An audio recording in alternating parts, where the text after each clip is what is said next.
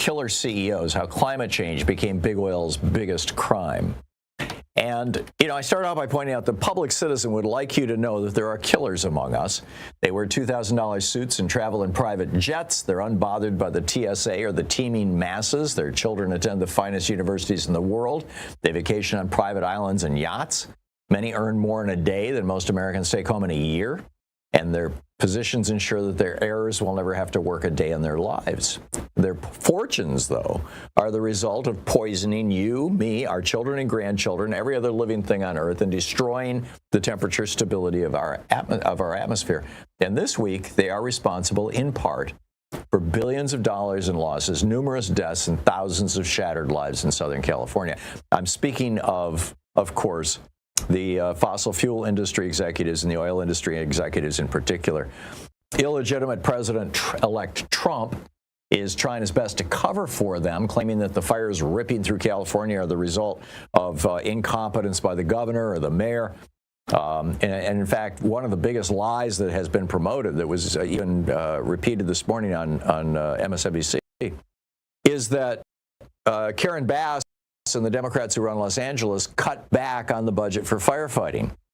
There was a proposed budget that had cuts for firefighting, and response actually to a federal demand for it's a whole long story, but that budget never got passed. And the budget that did get passed had a $40 or $50 million increase in the firefighting. Don't tell Fox News that, or for that matter, MSNBC this morning, Joe Scarborough, because the Republicans got pushing out that proposed budget that never got passed, as if that was the budget. And the media is largely going along with Trump's charade.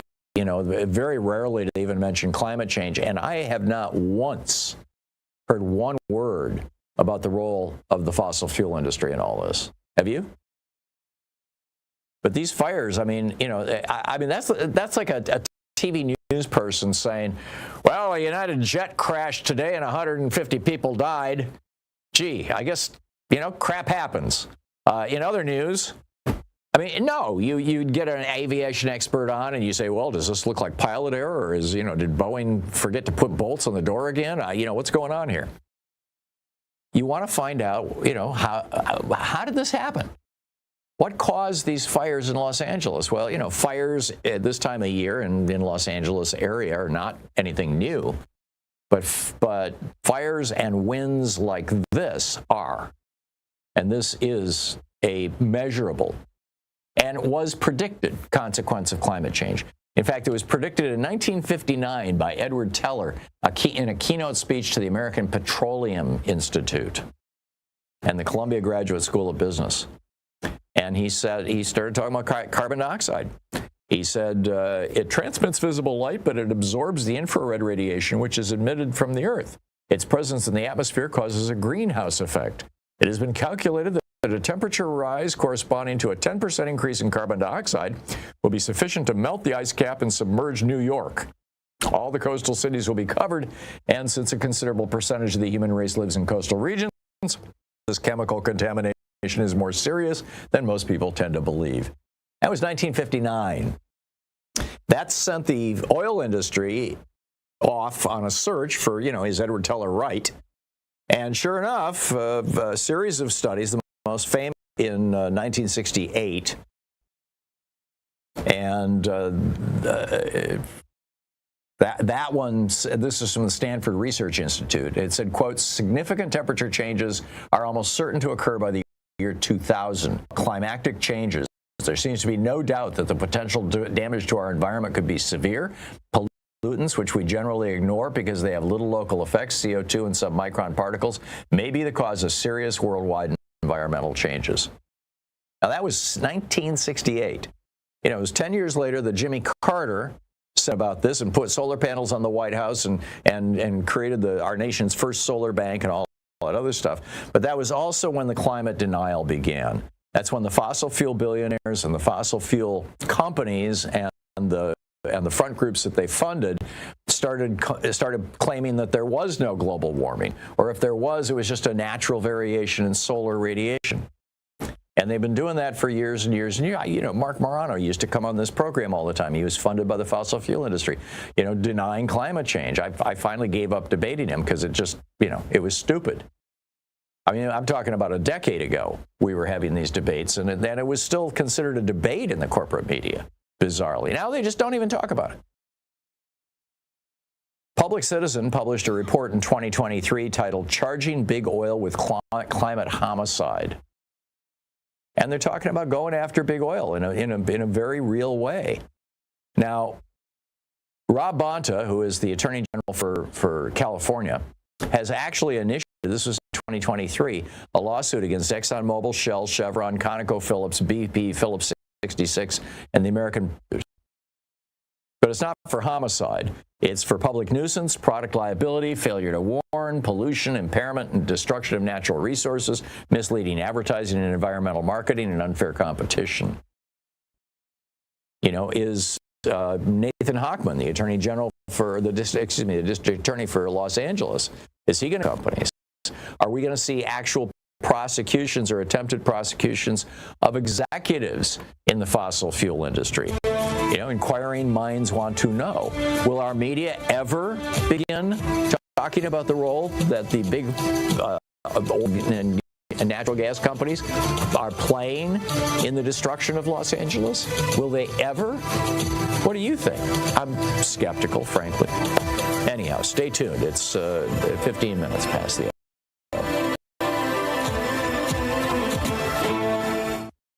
In addition to bringing you the Thom Hartmann Program here on Free Speech TV and Video Media Online, we also have a whole set of ways you can interact with us and tools you can use to spread the word about the importance of democracy and the threats to it in our republic.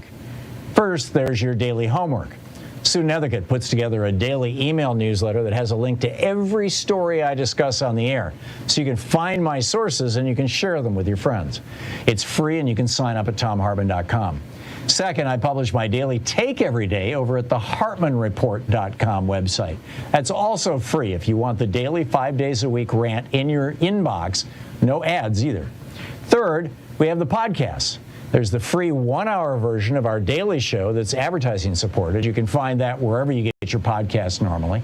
And then there's also the podcast of the entire 3-hour show with no advertisements, and that's available by subscription over at. So check them all out at TomHartmann.com and HartmannReport.com.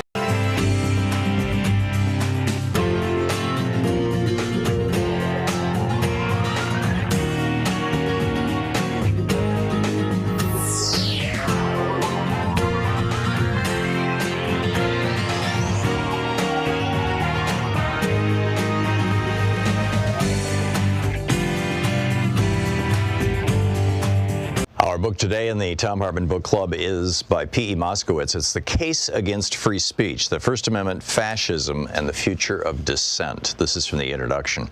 This book is not anti-free speech. It is anti the concept of free speech. It's an important distinction. Everyone should have the right to say what they want. I will not argue otherwise. I am not an authoritarian. In this book, I will not argue that the United States should adopt laws banning racist speech like the ones that have proliferated throughout Europe, for example. I think those laws are often counterproductive and end up being used against leftists instead of against racists. I won't argue that Nazi speech should be outlawed in Germany. I won't argue that the First Amendment should be reformed nor more firmly upheld.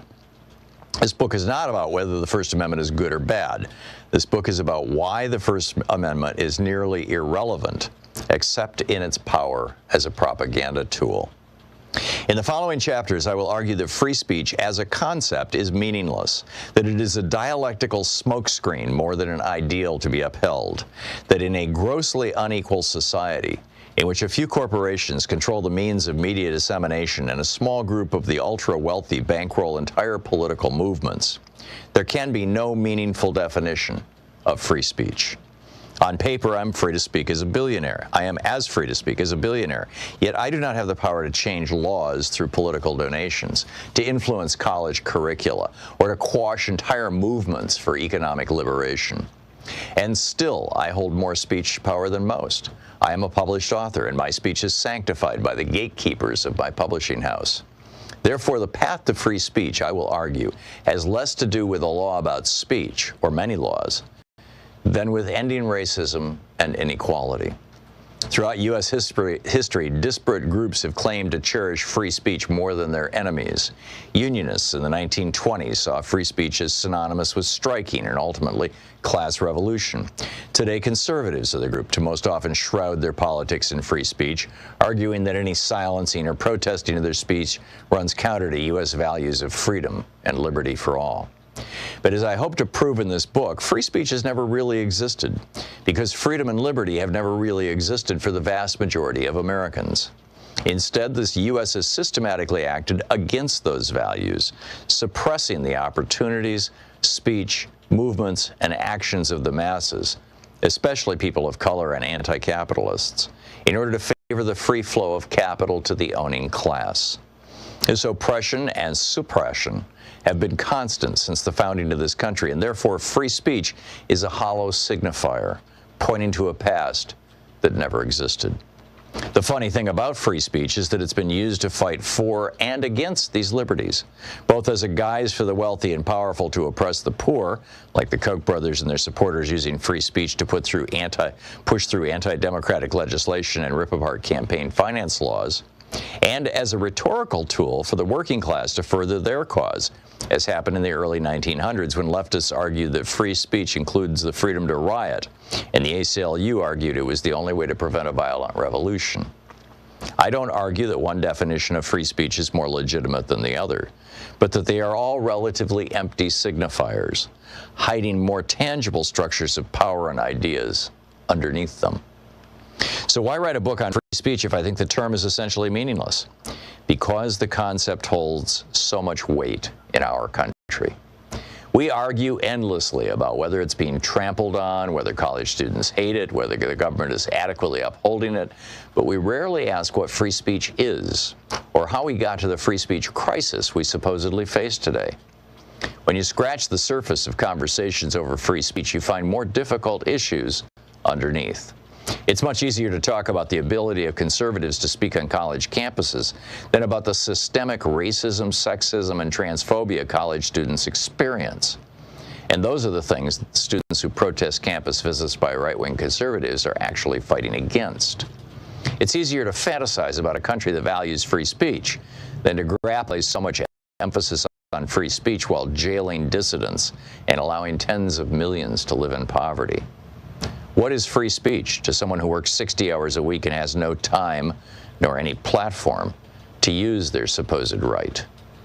There is relatively little literature and philosophy on free speech, despite the fact that it has been in constant contention since the founding of this country. Even the legal history of the First Amendment is sparse for something so foundational to the values of our country. A few have seriously grappled with ideas of what free speech does and does not mean, most notably literary theorist Stanley Fish, who has argued that the term does not mean much at all. Leftists like Noam Chomsky have written about free speech tangentially in their explorations of media as a propaganda tool. Most history books on speech are written as hagiographies, unquestioning the intent of the Founding Fathers and their morals, with a few notable exceptions, such as Laura Weintraub's The Taming of Free Speech. I don't intend to fill the yawning gap of research history and philosophy. This is not a definitive account of free speech, but a necessary intervention, prodding us to be more critical of the term, and maybe along with it, of the other lofty concepts we must hold near and dear. The case against free speech.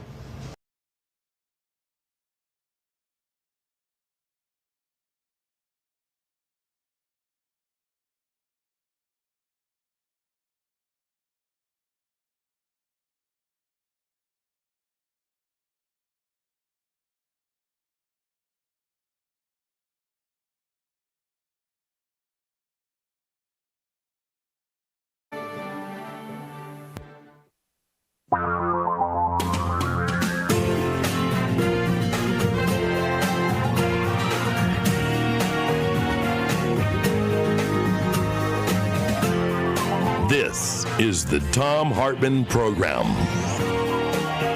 Wow, what a huge day. Pete Hegseth is furiously spinning and dancing and tap dancing. It's his way to Secretary of Defense. It looks like all the Republicans are kind of united in saying, well, you know, if Donald Trump wants this guy who really would be commanding troops who would be kicked out of the service if they did what he did or is alleged to have done. It's pretty mind-boggling. Anyhow, the hearings are going on right now, but it's just pathetic, frankly, to hear some of these Republicans. Tim Kaine got a good way. You know, so you were cheating on your first wife with the woman who became your second wife, and then you had a baby with the woman who became your third wife while you were married to your second wife, while you had sex with a woman in a hotel room in Las Vegas who claimed that you raped her, but you said no, it wasn't rape, but you did say you had sex with her, right? And he's like, oh, I was completely exonerated of that. I mean, it's crazy. It's crazy. What we are seeing here is the complete collapse in American politics as a result of Donald Trump having been and preparing to be again president. The complete collapse of any sense of moral ethics at the highest levels of government. It's, and you know, one of the senators, it might have been Tim Kaine, pointed out that Hegseth hid all this from Trump and his team, you know, until the press brought it out. He thought he could get away with it. I mean, it's just wild stuff. It's just wild stuff. So anyhow, there's a bunch of news I want to get to in just a second. Also, the grievance machine, how Republicans weaponize fear. Also, in the second hour of our program, there's so many lies and so much BS coming from Trump, Musk, and et al. that California had to launch a website just to rebut the lies. Is it going to work? I'm skeptical, but I'll tell you about that in the second hour. Also, here they come. Trump's allies have launched a $20 million effort to convince working-class people to back another multi-billion-dollar tax break for billionaires. Hey, the billionaires are getting in this. Also, Democrats will regret supporting the Laken Riley Immigration Act. This is a big deal. And in the third hour of our program, Senator Ron Wyden, my senator here, one of my two senators here in Oregon, has a new book out. It takes Chutzpah is the title of the book. And he's going to drop by for a conversation. He's on the committee that's grilling Pete Hegseth right now, assuming that this thing doesn't drag out. It will. I think they want to get it over with as quickly as possible. And in fact, I think that this is probably working very much to Trump's benefit, in as much as yesterday, the 2 volumes by Jack Smith about Donald Trump's criminal efforts to overturn the election were just released. And nobody's talking about it right now because everybody's talking about what a scumbag Pete Hegseth is alleged to be. But you know, there's some serious stuff in here. I mean, Jack Smith claims that Donald Trump was trying to basically psychologically isolate and physically isolate Mike Pence. He says, this is from the report, Mr. Trump wanted no one else speaking with Vice President Pence. Conspirators were already implementing a secret plan to use Mr. Pence's ministerial role as president of the Senate to Mr. Trump's advantage.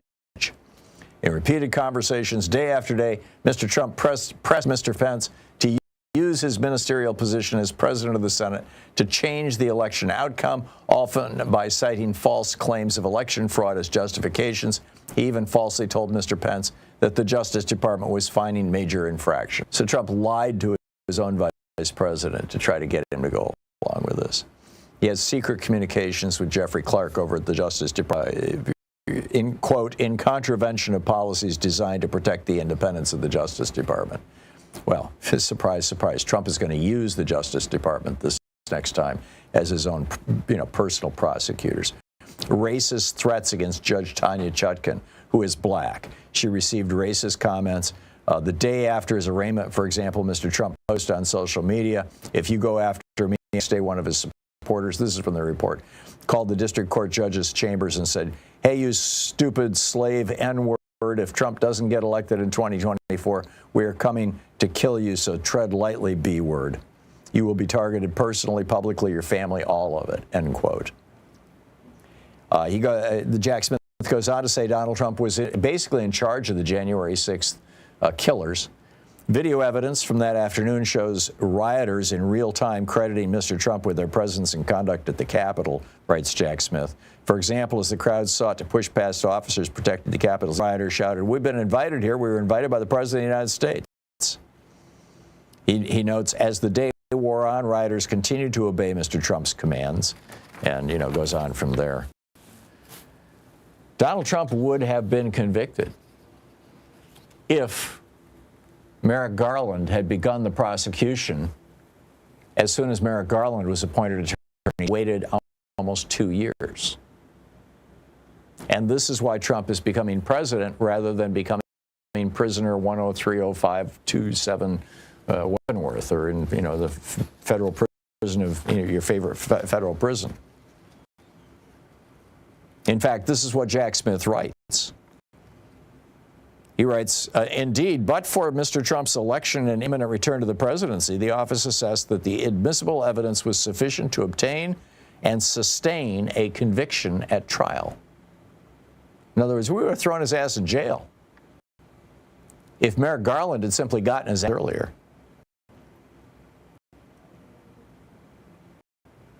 Trump had called lame-brained prosecutor who was unable to get his case tried before the election. Yeah. You know why? Merrick Garland. I mean, it's just the indictment charges Trump with conspiring to obstruct the election certification, defrauding the U.S. of accurate election results, and depriving U.S. voters of their voting rights. This is serious stuff. Smith writes, "My office had one North Star, to follow the facts and law wherever they led, nothing more and nothing less. To all who know me well, the claim from Mr. Trump that my decisions as a prosecutor were influenced or directed by the Biden administration or other political actors is, in a word, laughable." The admissible evidence was sufficient to obtain and sustain a conviction at trial. Quote, "Trump engaged in an unprecedented criminal effort to overthrow the legitimate results of an election in order to retain power." Quote, "The evidence established that the violence was foreseeable to Mr. Trump, that he caused it, that it was beneficial to his plan to interfere with the certification, and that when it occurred, he made a conscious choice not to stop it and instead to leverage it for more delay." This guy should be in jail for this. The New York Times reporting on July 22nd that Garland had not focused on Trump's role in the attempted coup until Cassidy Hutchinson testified in July of 2022, a year and a half later. That public testimony, quote, jolted Garland and the DOJ into action, according to the New York Times. Washington Post, same thing. Garland's, quote, "determination to steer clear of any claims of political motive has chilled efforts to investigate the former president for more than a year." The Post notes, quote, "You couldn't use the T word, as in Trump," said one former justice official briefed by prosecutors. I mean, this is a crime against America, what Trump did. And he's going to be president? Trump consistently encouraged violence against his perceived opponents, says the report. The horrific injuries caused by the police officers by Trump supporters, including, quote, "traumatic brain injury and soma." Jack Smith writes, "The integrity of the United States was being challenged, basically." Smith had the courage to stand up to Trump and take him on. Garland, not so much. It's just incredible. And of course, as I mentioned, you've got now Pete Hegseth, saying, "Oh yeah, sure, I did things that would get me kicked out of the military, but I should still lead them." Yeah. Oh, and I'll stop drinking if I become Secretary of Defense. Not to worry. But I won't promise to resign if I do get drunk. It's crazy. The grievance machine. I'll be right back with that. Stay with us. This is the Thom Hartmann Program. How do you think this is going to play out? I suspect Trump is going to get what the crazies, and this is going to be a wild period.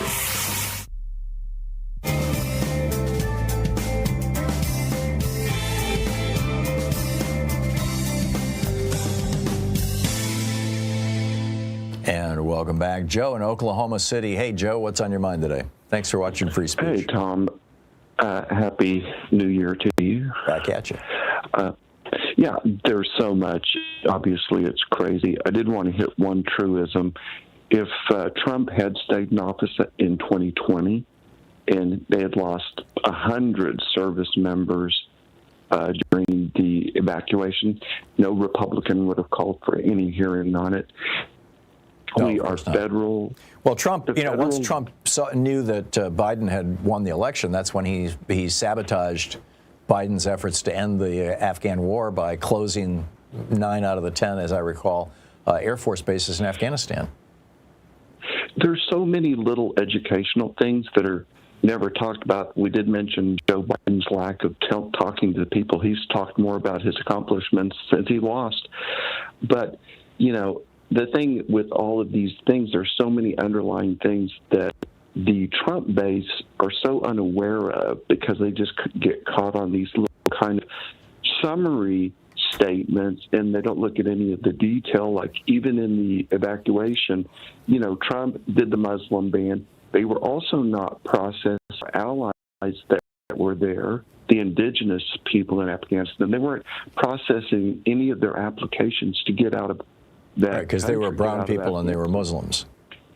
That is exactly correct. So what ended up happening is that when Biden came in, they were backlogged on processing all those. That added to the confusion and the number of people that they needed to get out. Yeah. So, but I did want to recommend to you to take a look at it and bring this up. I mentioned it to Ro Khanna last time, but he never got to that part of my question, which was I want everyone to look up. In 2017, it's SJ34, and that was the deregulation of the privacy rules that the FCC had put in place, which basically allowed any corporation, anybody with enough money to buy all of your internet activity and information. So they want to go TikTok. That was a problem for the Republicans because they felt like that was responsible for them losing in 20 and in 22 until now they got a big grip on that kind of platform. And now Trump loves it, and the Republicans are TikTok defenders. But government now run by, on the Republican side, a cast of Rush Limbaugh wannabes. And you can't, they're dishonest. Most of them came from Fox News. Absolutely. My last point, I think that the Democrats, we talked about some of their failings. One of the biggest things was to address the religious nature of these voters that seem to cast all of the things that the Bible teaches about humanity and turning the other cheek and kindness. The Republic absolutely taken hold of these quote-unquote religious people by electing the most immoral, un-Jesus-y, everything that they I heard do. 3 times Pete Hegseth this morning say, kind of essentially admit to Don and then said, but I've been saved by my Lord and Savior, Jesus Christ. It's just, it's a naked appeal to these people. I absolutely. Joe, thank you. Well said. 20 minutes past the hour. I'll be back with more of the news of the day and your calls in just a moment. Stay with us.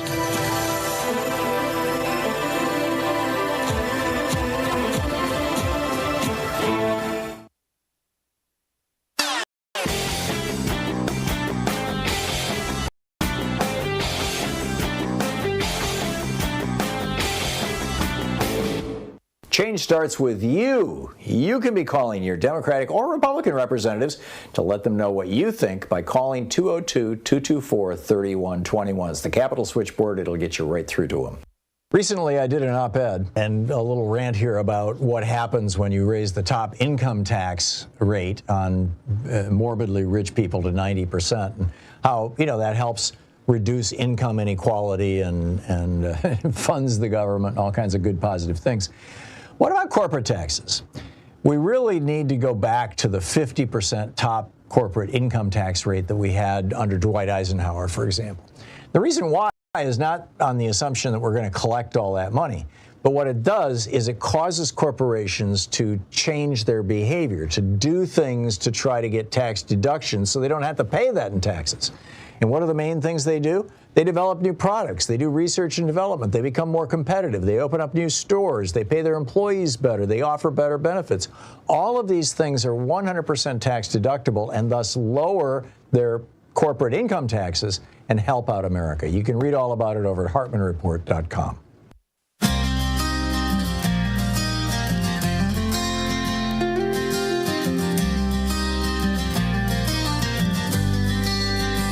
We turned our backs on what we need, chased the glitter, fed the greed.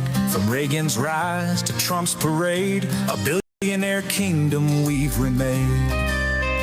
Free healthcare, it's just a dream, while yachts glide down a golden stream. We chose the few, forgot the rest, built this empire of excess. America chose wealth over well-being. Back 22 minutes past the hour. So the grievance machine, how Republicans weaponize fear and really, anger and hate, even more than fear, to win. As we are speaking right now, as you're listening to me, at this very moment, Republicans are promoting a, quote, fire hose of lies about the fires in Los Angeles.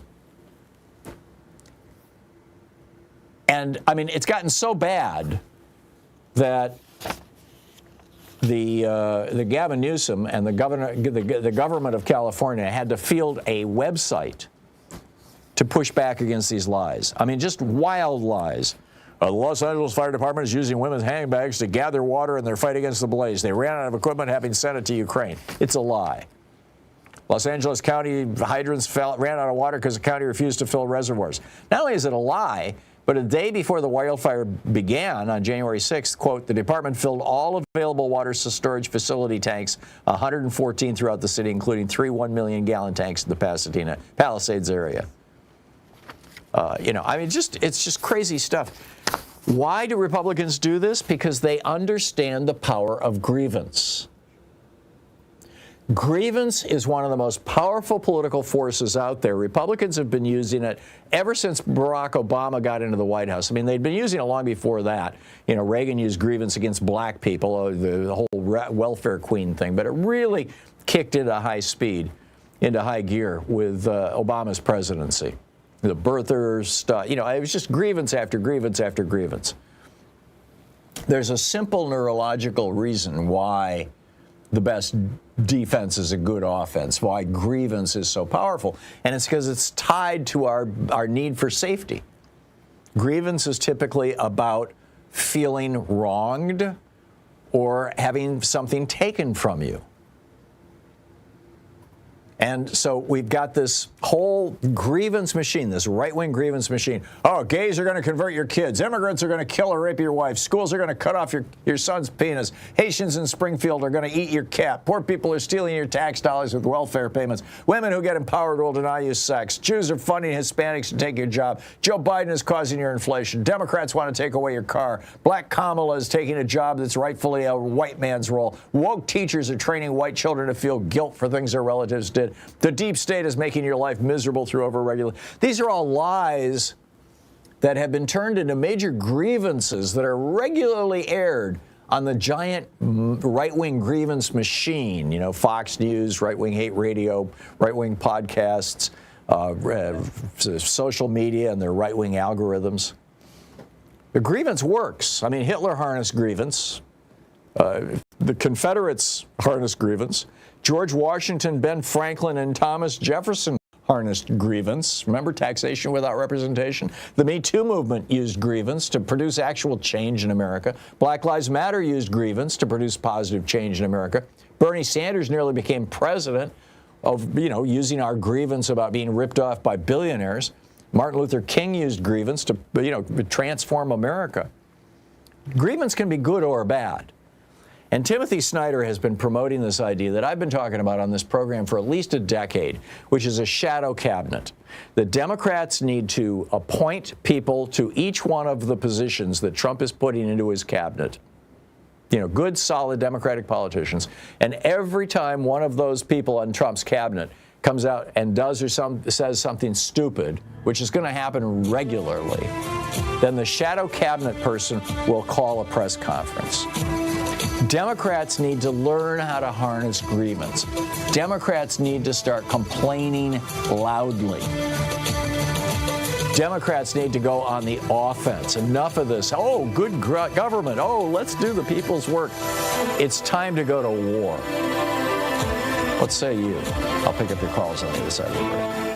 You're listening to the Thom Hartmann Program. Call 202-808-9925. I'll be right back with your calls. Stay with us.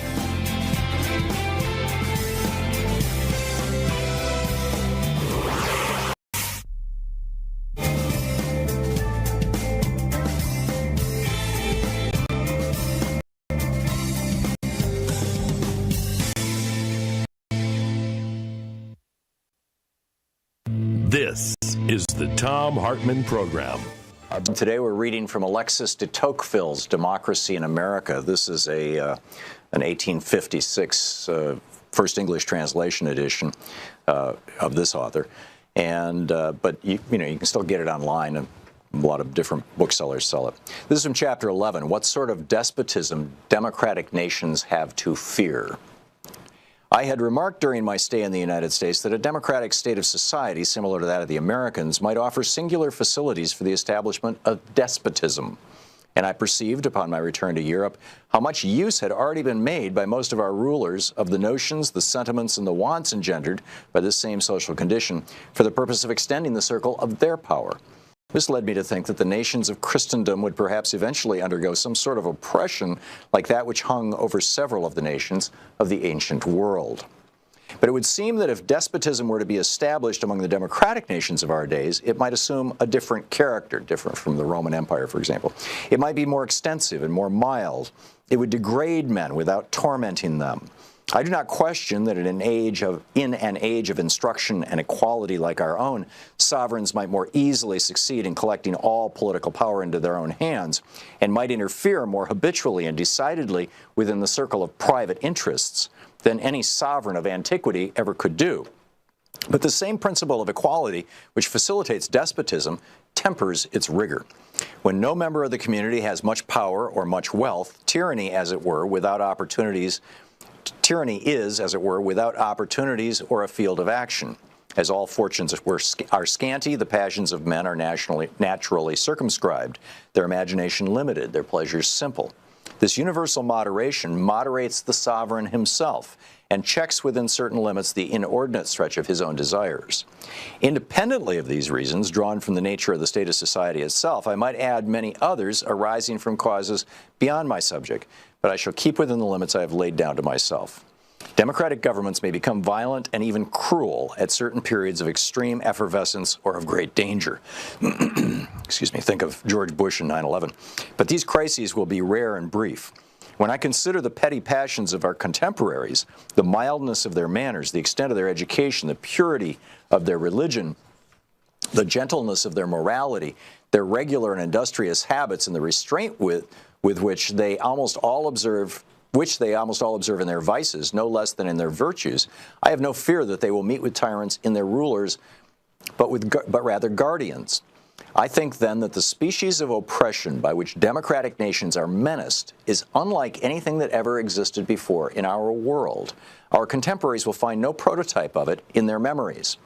I am trying myself to choose an expression which will accurately convey the whole of the idea I have formed of it, but in vain.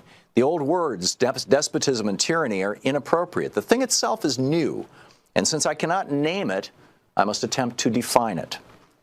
I seek to trace the novel features under which despotism may appear in the world. The first thing that strikes the observation is an immutable multitude of men, all equal and alike, incessantly endeavoring to procure the petty and paltry pleasures with which they glut their lives. Think now of a television society. Each of them, living apart, is as a stranger to the fate of all the rest. His children and his private friends constitute to him the whole of mankind. As for the rest of his fellow citizens, he is close to them, but he sees them not. He touches them, but he feels them not. He exists, but in himself and for himself alone. And if his kindred still remain to him, he may be said at any rate to have lost his country. Above this race of men stands an immense and tutelary power, which takes upon itself alone to secure their gratifications and to watch over their fate. Facebook? That power is absolute, minute, regular, provident, and mild. It would be like the authority of a parent if, like that authority, its object was to prepare men for manhood, but it seeks, on the contrary, to keep them in perpetual childhood. It is well content that people should rejoice, providing that they think of nothing but rejoicing. For their happiness, such a government willingly labors, but it chooses to be the sole agent and only arbiter of that happiness. It provides for their security, foresees and supplies their necessities, facilitates their pleasures, manages their principal concerns, directs their industry, regulates the descent of property, and subdivides their inheritances.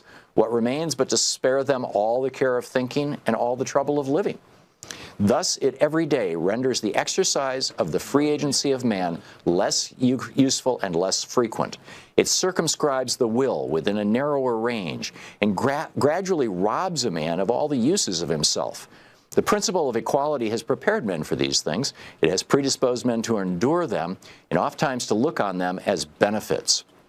I have always thought that the servitude of the regular, quiet, and gentle kind, which I have just described, more easily than is commonly believed with some of the outward forms of freedom, and that it might even establish itself under the wing of people. Our contemporaries are constantly excited by two conflicting passions. They want to be led, and they wish to remain free. As they cannot destroy either one or the other of these contrary propensities, they strive to satisfy them both at once. They devise a sole, tutelary, and all-powerful form of government, but elected by the people. They combine the principle of centralization and that of popular sovereignty. This gives them a respite. They console themselves for being in tutelage by the reflection that they have chosen their own guardians. And it continues. It's a brilliant book, A Democracy in America by de Tocqueville.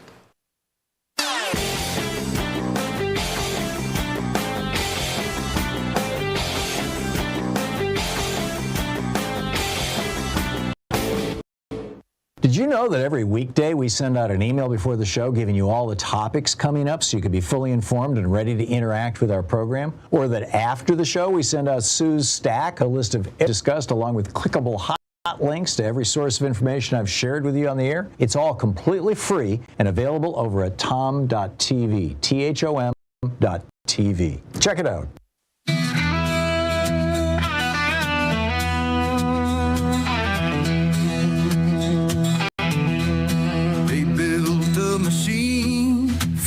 By fear, a whisper grows and it's all you hear. From every screen it feeds the fire, twisting truth to fuel desire.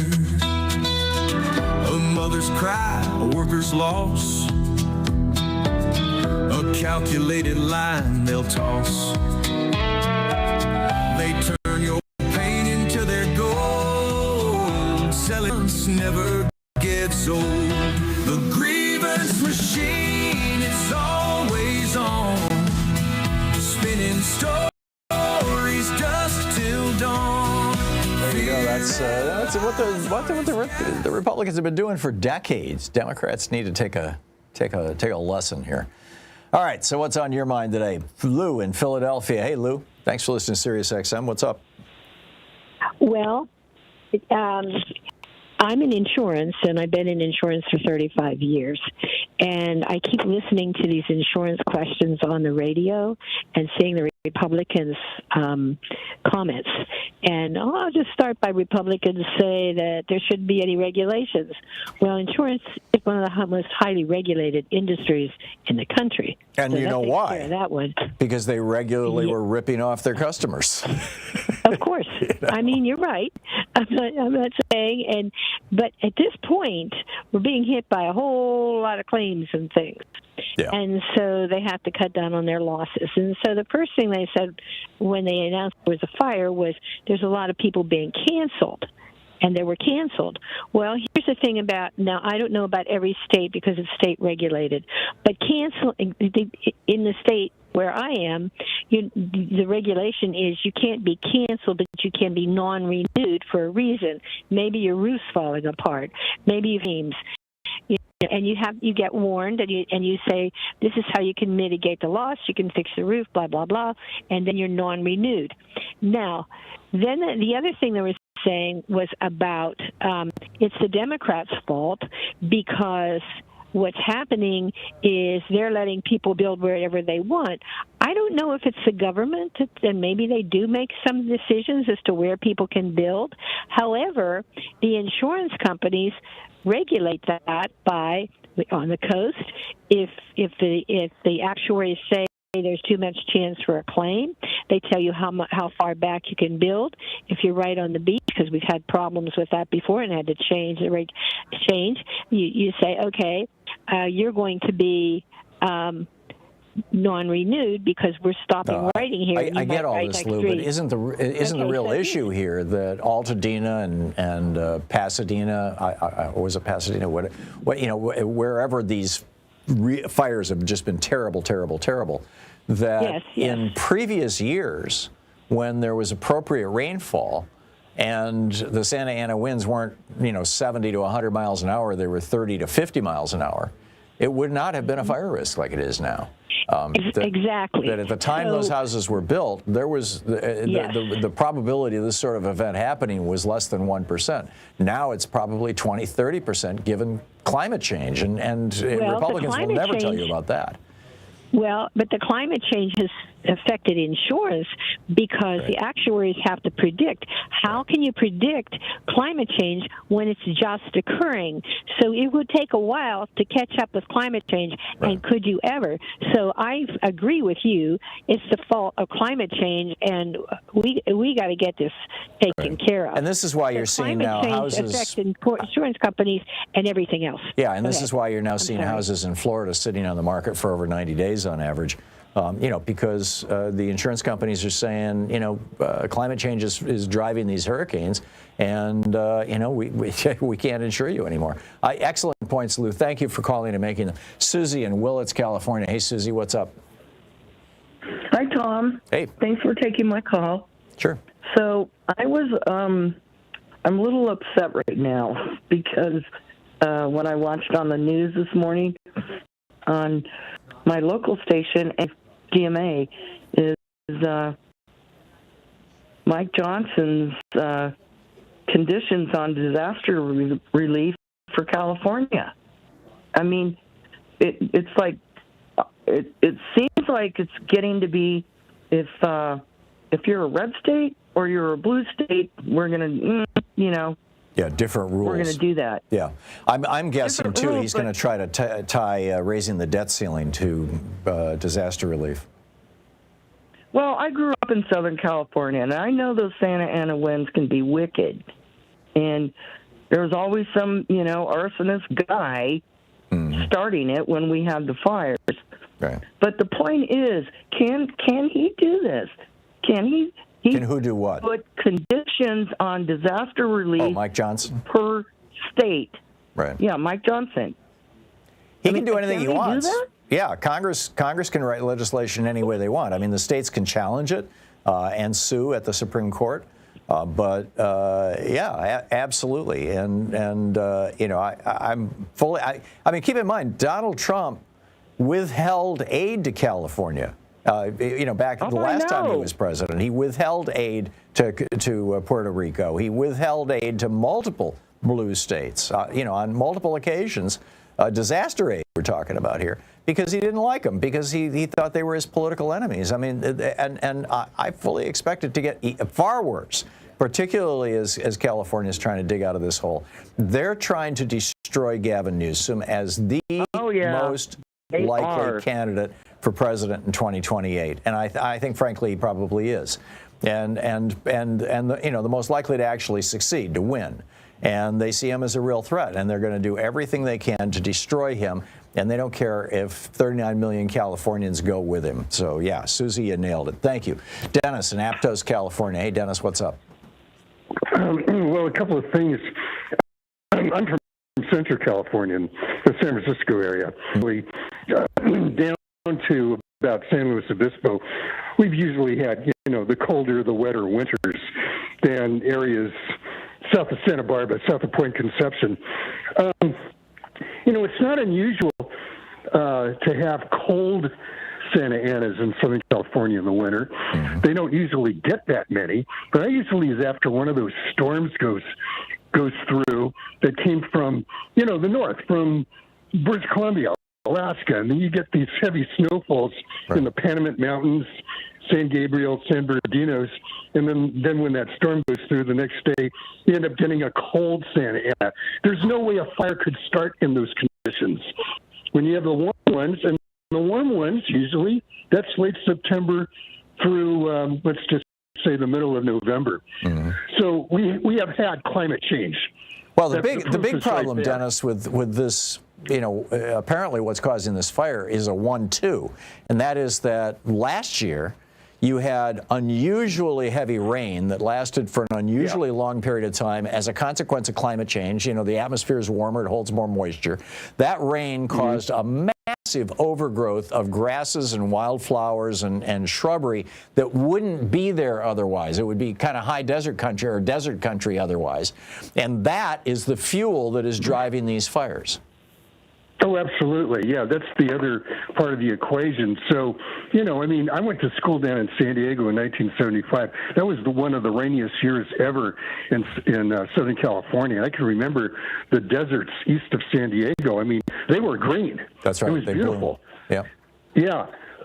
So, and then regarding the thing about, we're not going to give blue states money. I really have to say this. I think blue state governors need to get together and have a conference and seriously start talking about secession here. I'd rather be a subject of King Charles III and a Canadian citizen rather than a citizen of Nazi Trumplandia. Yeah, Trumplandia. Yeah, I get it. I'm not an advocate for secession. I am an advocate for collaboration. And I suspect that that's what you're going to see. You're going to start seeing together to work in concert, probably principally through the courts, but also in the court of public opinion, the things that the Trump administration is going to throw at them. But it's going to get ugly, Dennis. It's going to get real ugly. I think we should make deals with Canada and Mexico and bypass Trump. Yeah. Well, I'm done. I get what you're saying, Dennis. I don't think it's practical, but I certainly share your outrage and would like to see some solutions. Dennis, thanks for the call.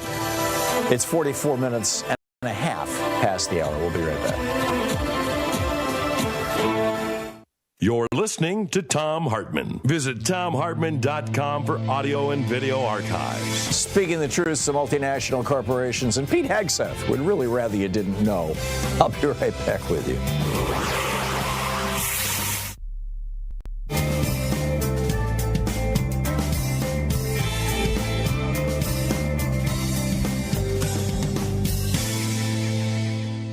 And welcome back. Gabriella in Tahunga, California. Hey, Gabriella, what's on your mind today? Hey, Tom. I'm calling because I need to disperse some good news. Okay. Good news is always welcome. I'm several miles west in the foothills of the Eaton Canyon fire. Oh, my. I wasn't directly affected. Mm-hmm. There's two other communities before it gets to me. And now the winds are shifting, and we're waiting for the next round of winds. What's bothered me more than anything besides climate climate change denial is the people I see taking advantage, and I don't mean just companies. I'm talking about folks that are looting, folks that are doing horrible things, and that hurts my heart even more than the fires. But I know Canada, we get our planes from them, and a few days ago I heard that they're sending volunteer firefighters. There are now Canadian and Mexican volunteer firefighters in the Los Angeles area, in addition to half a dozen states. Yeah, this morning, and it brought tears to me in my heart, Ukraine firefighters. Really? And, Wow. I know. And I wrote to, in touch with, I said, I got to think of something uplifting and positive. And I'll leave you with that there's probably more good out there than, and I have to believe it. I think that the arc of history proves that there's more good than otherwise. We've seen a steady progression, basically humans acting like beasts to humans acting relatively civilized. But yeah, I was good. Thank you. Shane in Boulder, Colorado. Hey, Shane, what's on your mind today? Hey, Tom. I just had a quick question. I'm just wondering, why does Wyden's authority override Biden's in terms of raising the flag to full staff for Trump's inauguration? Because he controls the Capitol building. By the way, has he said that he's going to raise the flag to full staff on January? Yeah, I saw a post from Midas Touch about it, and they said that he's just said he's going to do this. Yeah. Because Trump is so jealous. Doesn't surprise me. Red states that have come out and said they're going to do it too. They're just ignoring the protocol. These are Republicans. They have no respect for Democrats. They have no respect for Carter. They have no respect for the dead. They anything to score a cheap political point, anything to act like a complete ass. It's the GOP. Carter is his political enemy still. Yeah.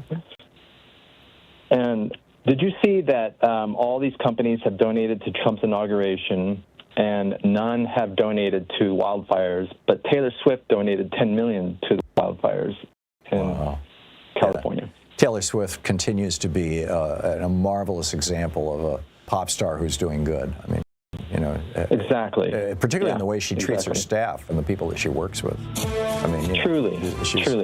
Yeah. Shane, thanks a lot for the call. Good talking to you. 48 minutes past the hour. I'll be back with more of your calls in just a moment. Stay with us.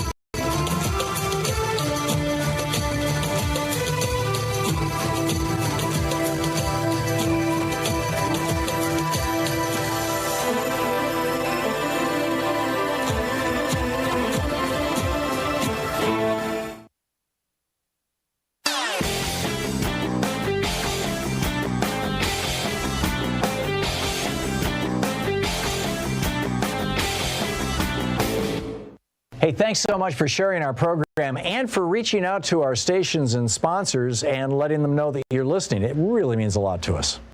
So back in 1933, when Franklin Roosevelt became president, we were in the depths of the Great Depression. He raised the top income tax rate on billionaires from 25% to 90%. The ultra-rich were screaming, and here's what he had to say. A number of my friends who belong in the very high upper bracket have suggested to me on several occasions of late that if I am re-elected president, they will have to move to some other nation because of high taxes here.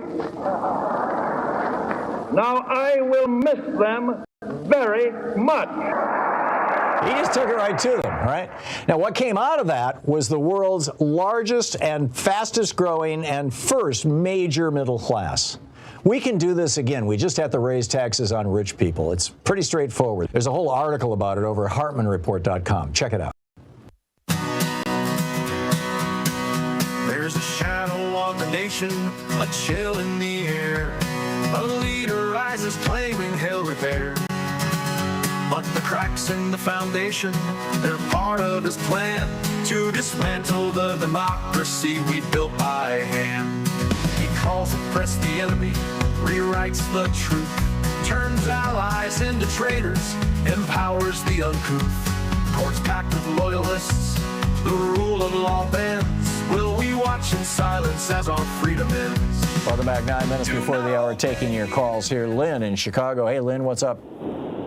Hey, Tom, thanks for all you do. I just wanted to call in and shed a light a little bit on, all these things coming up for Medicaid funding. They're looking at block grants, per capita caps, and for people to realize all of the different things that Medicaid and Medicaid waivers, it's not just health care for the poor. There are many waivers that help people get to employment, have housing. I have a 30-year-old son that I am a guardian for. He just recently moved out to a 4-person group home. It's Medicaid waiver funded, as well as his day program. There's a lot of adults with disabilities that benefit from Medicaid way beyond just the health insurance. To per capita or block them instead of a straight 60% of whatever the expenses are is going to be devastating. And I don't really think a billionaire has any concept of any of this and knows anybody that even uses these resources. Nor do they care, as far as I can tell. Nor do they care. Yeah. Excellent point, Lynn, and thank you for the appreciate it. Maverick in Edmonds, Washington. Hey, Maverick, says you want to disagree with me about something? Yeah, hey, Tom, I think this is the third time I've played the disagree card in about 10 years of listening to your show. But first, I want to give you something. You've given me a lot. I want to give you an acronym that may be user, and that is CRINK, C-R-I-N-K.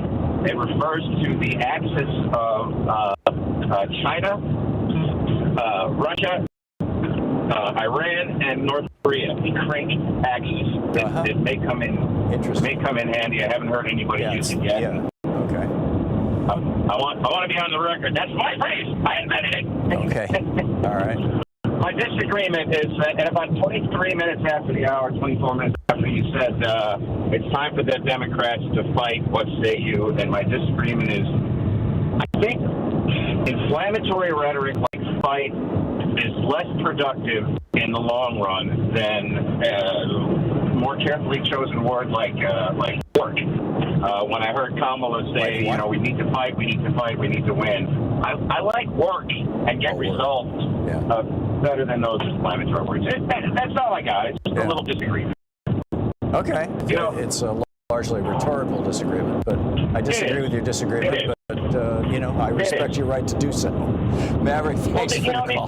These things kind of build on each other.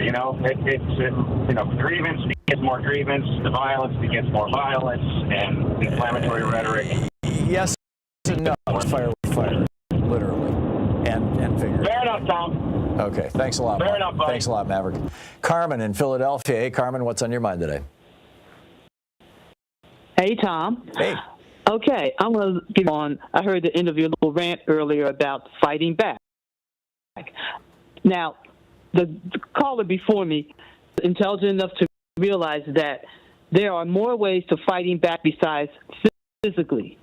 You can fight back mentally. Well, that's what I'm advocating.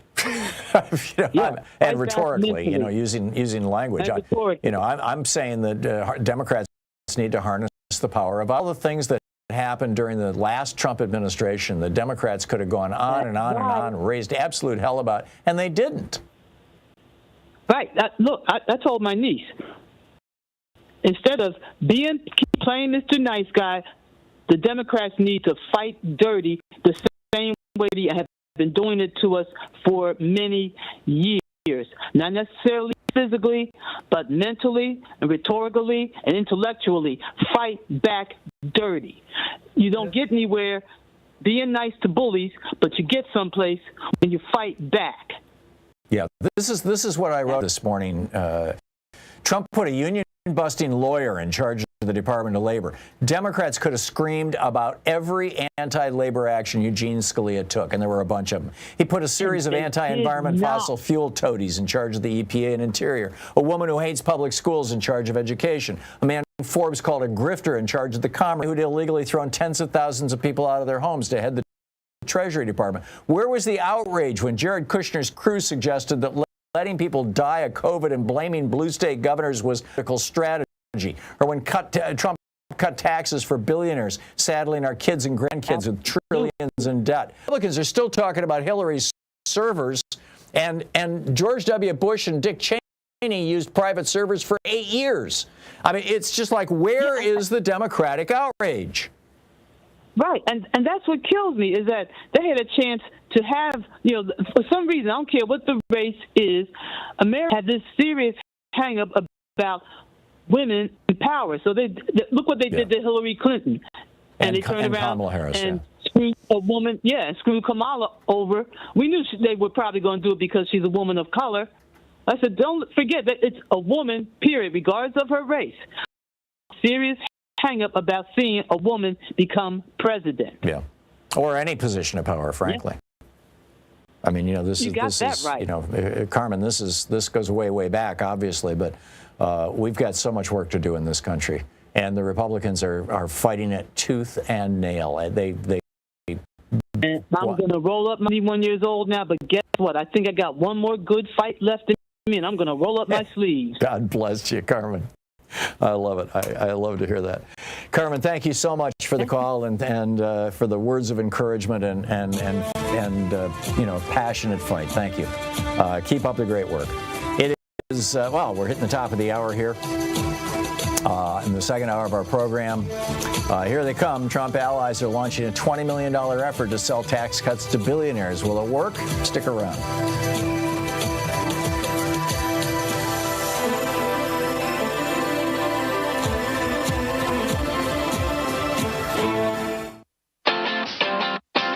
You're listening to Thom Hartmann.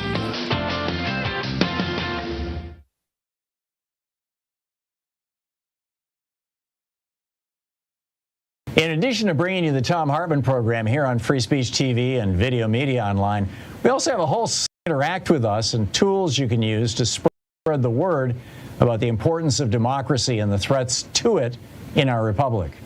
First, there's your daily homework. Sue Nethercutt puts together a daily email newsletter that has a link to every story I discuss on the air. So you can find my sources and you can share them with your friends. It's free and you can sign up at TomHartmann.com. Second, I publish my daily take every day over at the HartmannReport.com website. That's also free if you want the daily 5 days a week rant in your inbox. No ads either. Third, we have the podcast. There's the free 1-hour version of our daily show that's advertising supported. You can find that wherever you get your podcasts normally. And then there's also the podcast of the entire 3-hour show with no advertisements, and that's available by subscription over at TomHartmann.com. So check them all out at TomHartmann.com and HartmannReport.com.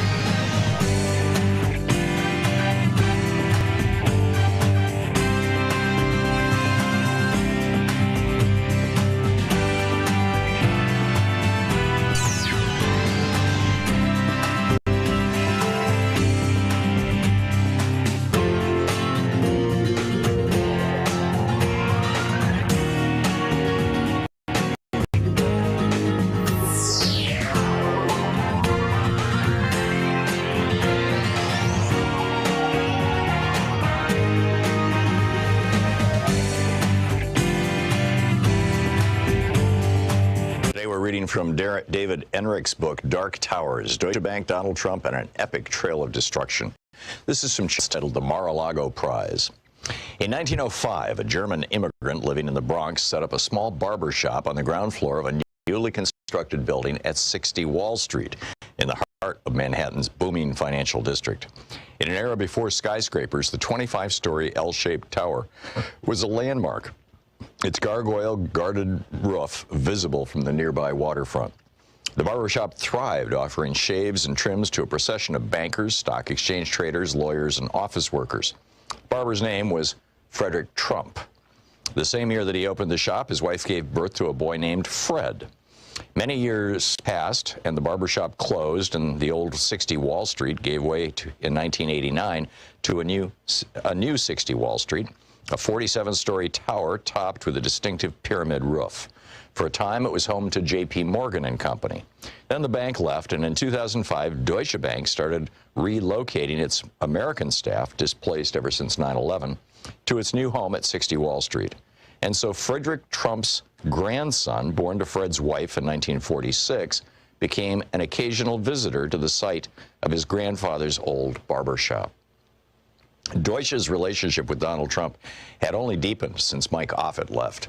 Justice Justin Kennedy, this is the son of Justice Anthony Kennedy, Justin Kennedy, now a managing director, had become a key point contact for Trump and helped chaperone large real estate deals for him through the bank. Kennedy's role was to find customers to buy portions of loans after Deutsche dispensed the money, a process that allowed Deutsche Bank to make larger loans than it otherwise could have. Kennedy sometimes sat with Trump in his luxury box at the U.S. Open tennis tournament or at Manhattan nightclubs, where Trump would park himself at a table in the corner facing outward, holding court like a mafia don. Now, with Kennedy's encouragement, Deutsche hurried along a Henry Villard-like path. In 2000, the bank had plunked down another $150 million to be used for the renovations of Trump's building at 40 Wall Street. The next year, Deutsche agreed to extend Trump a mortgage worth more than $900 million, at the time the largest ever on a single property, so he could buy the General Motors building on the southeastern corner of New York's Central Park. Trump already owned half of the 50-story building. He wanted the rest. And in 2002, Deutsche agreed to refinance about $70 million that he owed on some of his Atlantic City casinos. Those loans came out of Deutsche's commercial real estate division, which Kennedy was helping to run. Not everyone was enamored with Trump. Seth Waugh, W-A-U-G-H, one of Edson's many Merrill Lynch recruits and the head of Deutsche's American operations, learned around 2001 that the bank was planning to lend Trump about $500 million to use as he wished, basically an unrestricted cash infusion to stabilize the developer's flagging finances. Waugh had previously witnessed up close the carnage that Trump could inflict on imprudent financial institutions. At Merrill, Edison had assigned him the task of mopping up after Trump defaulted on nearly $700 million of bonds that Merrill had helped sell for his Taj Mahal casino in Atlantic City. Waugh was in no hurry to repeat the experience at Deutsche. He voiced strong objections to the proposed new loan to Trump, in which Trump would not have had to put up any hard assets as collateral, and the deal soon died. Yet Deutsche's broader Trump relationship rumbled on. In 2003, another arm of Deutsche, focused on helping companies raise money by selling stocks and bonds to investors, agreed to work with Trump. The point man on this part of the relationship was Richard Byrne, another Merrill veteran who had been involved in the Taj Mahal debacle. Byrne had helped sell the ill-fated Taj bonds to investors. Now Trump hired Byrne's group at Deutsche to issue bonds for his troubled Trump hotel and casino resorts. Byrne knew this would be an uphill battle. Not only had Trump defaulted in the past, but he also had recently been taunting investors that he might stop paying back other outstanding bonds. Waugh didn't warn Byrne about the recently rejected $500 million loan, and so Byrne organized a roadshow for Trump to meet with and try to win over big institutional investors. He escorted Trump to meetings all over New York and Boston. At every stop, boardrooms and auditoriums were jammed with traders, fund managers, senior executives, and secretaries curious to see the Donald show, and Trump didn't disappoint. He rocked, he rolled, and he delivered wildly optimistic and inconsistent financial projections. Afterward, Trump called Byrne to ask how much money they'd raised. The answer, alas, was virtually zero. Byrne braced for an explosion as he explained to Trump that though he'd been treated like a celebrity, nobody trusted him with their money. Trump took the rejection in stride. "Let me talk to your salespeople," he requested. Byrne agreed, and Trump came to deliver a pep talk. "Fellas, I know this isn't the easiest thing you've all had to sell," he acknowledged, "but if you get this done, you'll all be my guests at Mar-a-Lago." Trump was always good at pushing an audience's buttons. A weekend with Trump at Mar-a-Lago, bragging rights that not even money could buy, and this new incentive did the trick. The salesman worked the phones, cast a wider net for more clients, and managed to sell an impressive $485 million of junk bonds, albeit at a high interest rate that Trump might default. The book Dark Towers by David Enrich.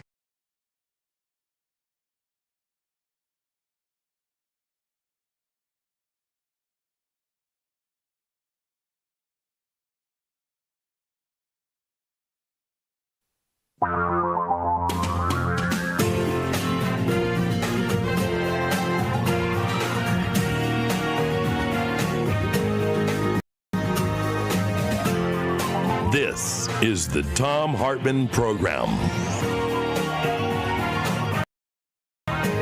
Of our program, just some wild stuff in the news today.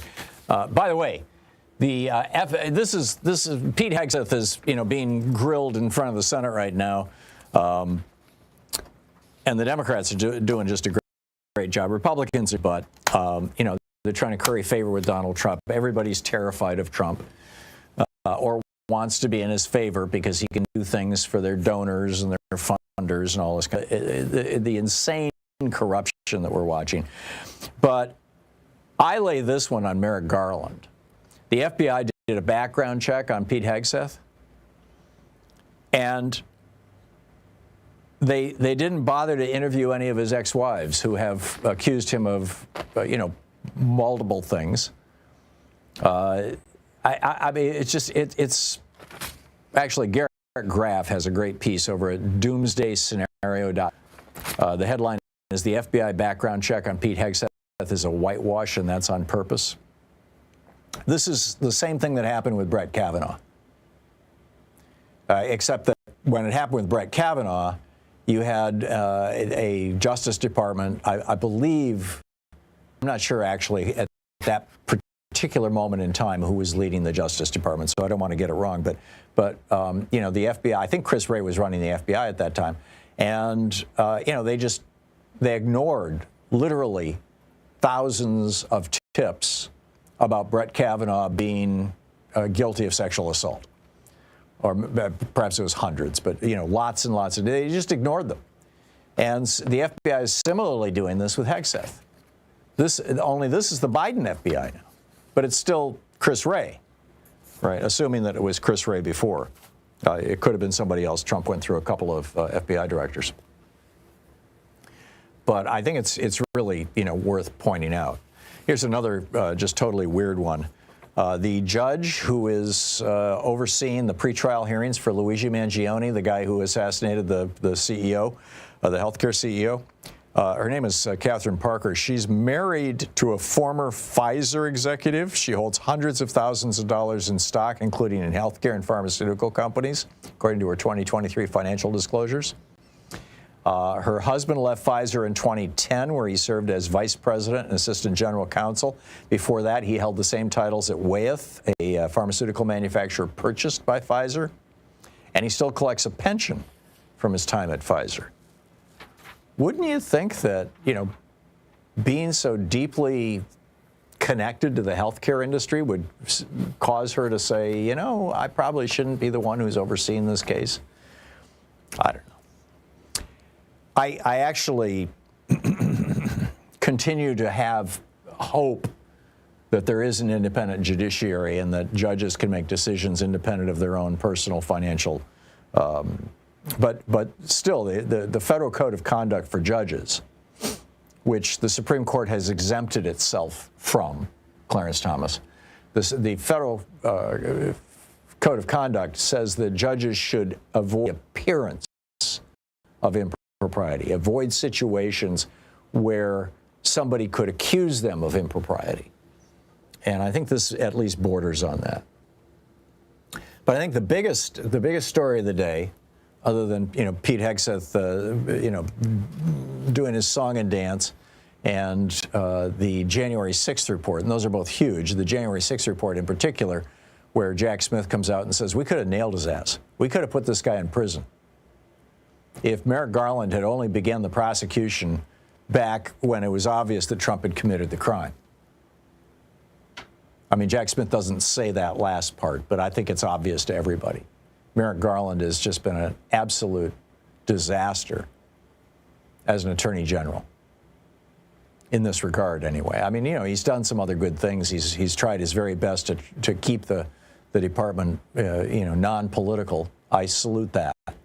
But I think he went overboard in that direction by refusing to go after Trump early on.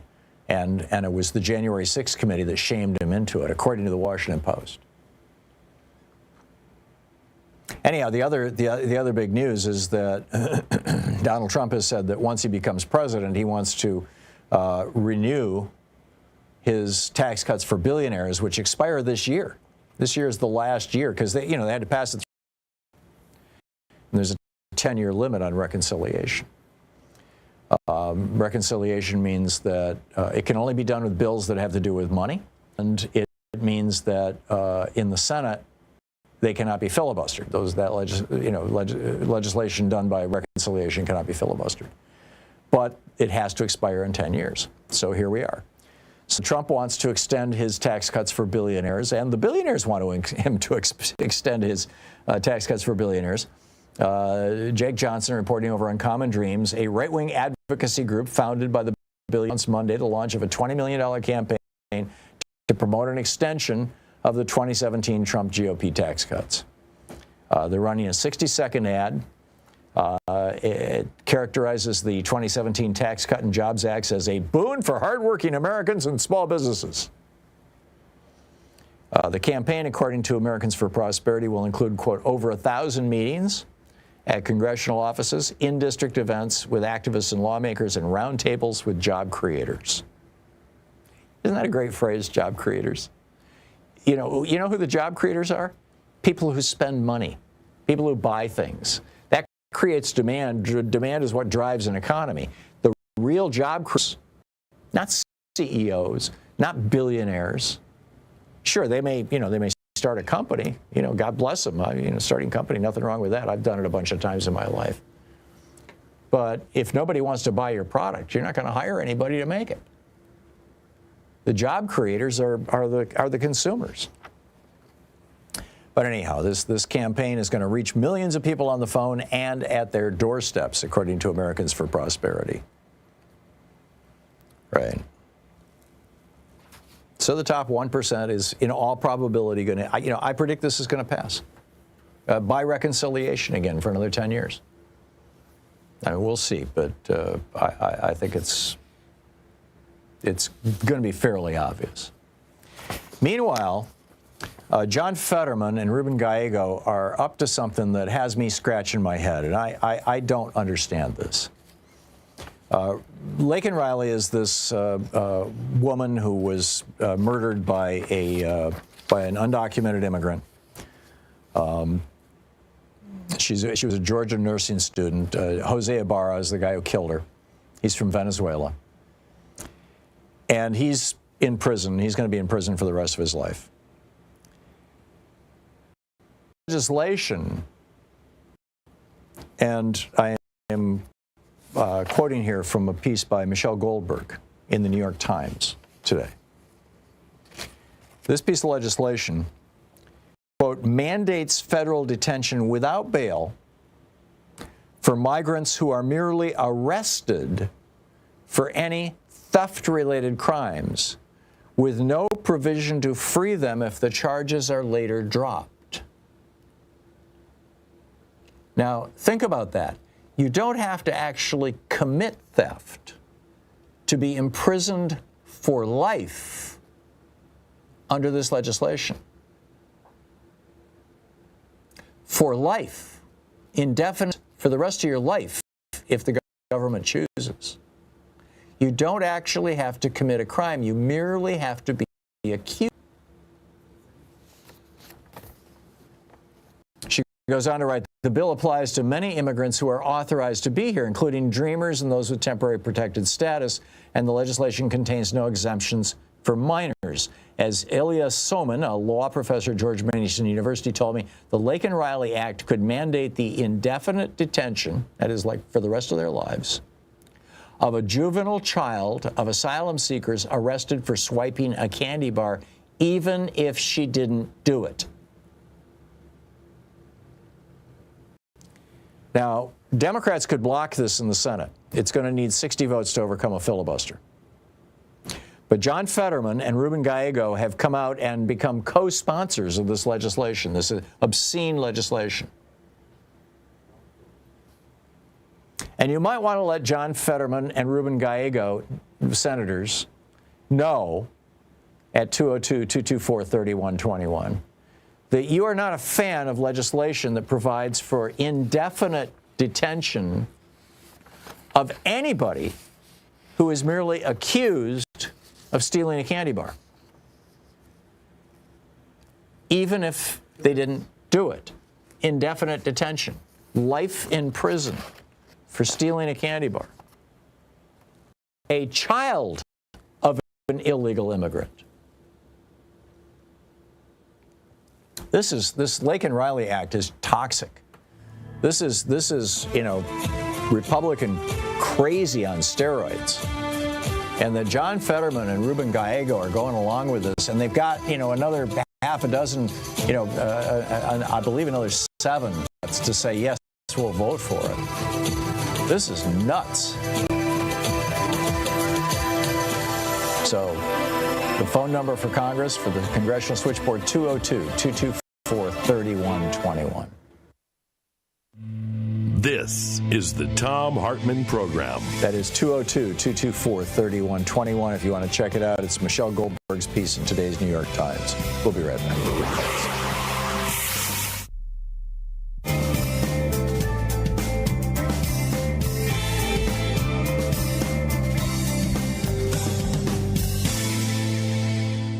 And welcome back. Let's pick up some calls here. Susan in Caldwell, Idaho. Hey, Susan, what's on your mind today? Just a comment on Speaker Johnson's stupid comments.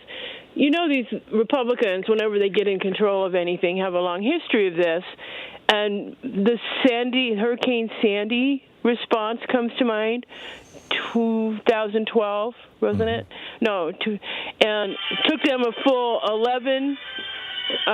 3 months to fund that, response. Whereas with Katrina, under, President Bush, they managed to get the money out of Congress in a week. Right. And it was blue states that got whacked, with Sandy. Beg your pardon? It was blue states that got whacked with Sandy. I mean, most of the damage was in New Jersey.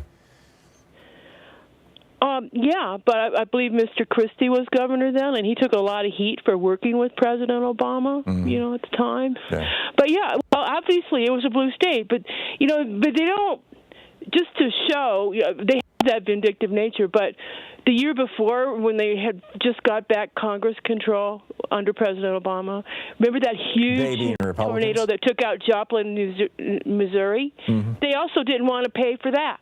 Yeah. Yeah. Just the way they are. They're mean, cruel, vindictive, you name it, everything you want to say about them.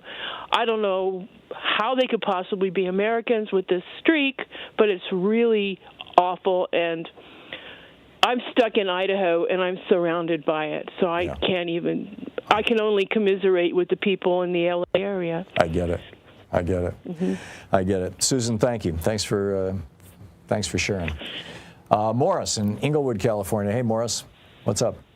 Hey, what? Hey, Tom, check this out. I was listening to Travis Smiley this morning, right? Mm-hmm. And he was playing a tape of the confirmation hearings that Tim Kaine was having with the guy from Fox News, Pete. Yeah. I can't pronounce his last name, H-E. You know who I'm talking about. Yeah, going after him about his affairs. Yeah, I heard it. Man, it was so cool. You talk about mastering the English language. I really appreciated it when Senator said, well, if these allegations were true, Tom, they would disqualify you from the position, wouldn't they? Right, and Hegseth didn't even answer the question. And he couldn't. What are the allegations? Strip clubs, being a drunk, didn't talk to us. I got this listening to you. Didn't talk to his former wives. But what really got me was when you were talking about the FBI didn't do any vetting. Yeah. Really? But we're going to have a field day with this. Don't accuse the Democrats of just taking this sleeping down. I'm going to get back in CNN again. I'm going to tell you, and all the other guys, we're going to have a field day because everybody that comes up for confirmation is a scumbag. It's going to come out. There's nobody coming up there that reads rights, has integrity, all that kind. Yeah, I think the closest Trump has to a rational person is, the senator from Florida. So don't say Rubio. Yeah. Good old little Marco. little more. But anyway, I want everybody to know this: that the Democrats, they're going to fight back, and the way they're going to fight back is through these confirmation hearings. Now, you're right, Tom. They might get through, but they're going to get scarred, and many of them are going to get burned, and some of them are going to have to step down. But there's one guy here that's going up now to speech. I can't pronounce his last name. He's done. He really is, because when you talk about being a drunk, no, you're vulnerable, man. I think he's going to get the vote. You can't filibuster a nominee, and the Republicans have 52 votes right now. So I think he's going to get in. We'll see. We'll see, Morris. Good hearing from you. Thank you. 21 minutes past the hour. I'll be right back with you. Stay with us.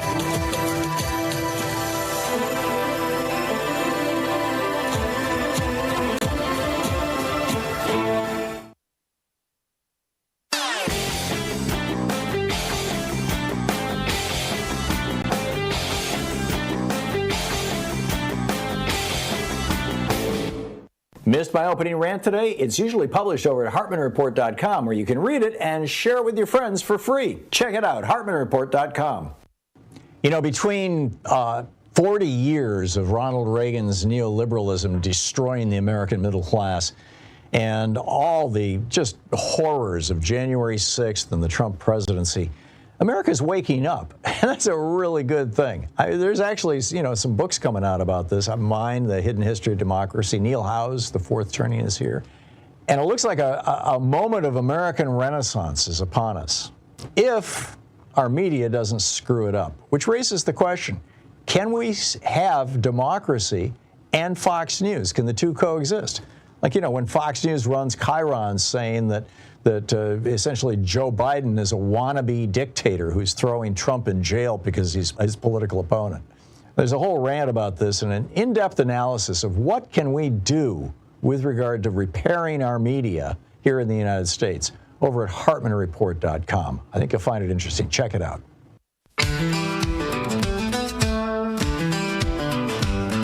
It starts with a promise, a populist glow of how to shake the system, make the status quo go. But behind the curtain, the stage is set for a power play we won't soon forget. They charm the crowd, they seize the mic, then target the truth and dim the light. The pillars quake, the ground runs red, a democracy hangs by a thread.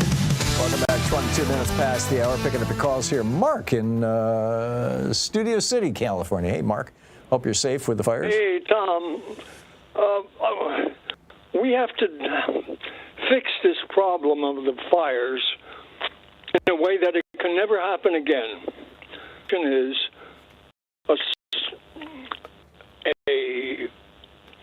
a perimeter of every house that's built of cinder blocks. Now, this may sound expensive, but fire rates would plummet. And if there's a roof that is 100% fireproof, these houses would still be standing in the hottest fires.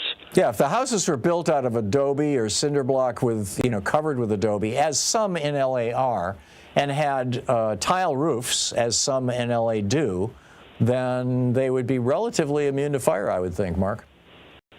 It would. So, we also have to. The reason why stucco could hold is because it could hold fire back from 2 to 4 hours. Yeah. And if all of these houses were made of stucco, cinder block, or some other fire retardant product, we wouldn't have houses going up like matchsticks. I think you're right, Mark, and I suspect we're going to see some real changes in the building codes in Southern California as a consequence of this fire and the climate change that caused it. Mark, thank you. That was brilliant. Ron in Phoenix. Hey, Ron, what's up? Yeah, hi. First time in about 10 years. I'm just curious how we can get Garland to release the charges against the co-defendants in the Miami case. If he had half a brain, he'd do it. Well, yeah, that's a big if, though. Yeah. So Biden should just tell him to go ahead and drop the charges on the co-defendants. I agree. I completely agree. Or we'll never see the report, ever. Right. Right. No one will. It's a two-step process. Number one, he drops the charges against Walt Nauta and whatever his name is, Del Rio or whatever, the other guy who was Trump's co-conspirator. And then, since there's no longer jeopardy for these two guys, release the report on Trump stealing classified documents, lying to the FBI about it, and making them available to spies from Russia and China. Precisely. Yeah. I'm with you. Here we sit with a few days to go, and nothing's going to happen, apparently. Well, I hope you're wrong, Ron. I hope something does happen, but I share your skepticism, and count my voice as another one asking Merrick Garland to do the damn right thing. Thank you, Ron. Gary in New Sac, what's up? Hi, Tom. With Hegseth up for confirmation today. I've talked to my senators, or written them at least, and I wish I'd have gotten to this sooner. But with his apparent misogynistic views on women, when he says to be in combat, that's a backdoor way of keeping them suppressed. Right. Today he came out and said that, but you're right. In the past, he's loudly proclaimed his opposition to women in combat. For that was in order to get promoted to a flag position or anywhere at a desk job, an admiral or a general, you have to have the combat action ribbon. Yeah, and you can't be advanced if you don't. So it's a backdoor way of hurting women. So it's all about holding women back. I did not know that.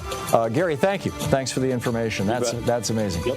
It's 27 minutes past the hour. We'll be back with more of your calls on the other side of this break. Taking back the mainstream media 3 hours a day, 5 days a week. I'll be right back with you.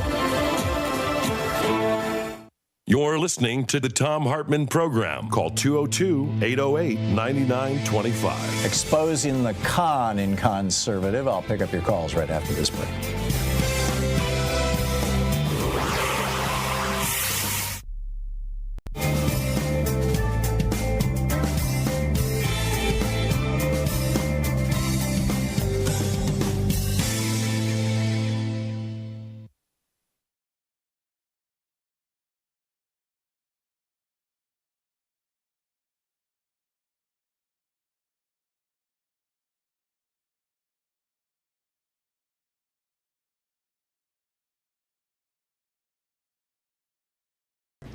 Our book today in the Thom Hartmann Book Club is Libya and the Global Enduring Disorder by Jason Pack.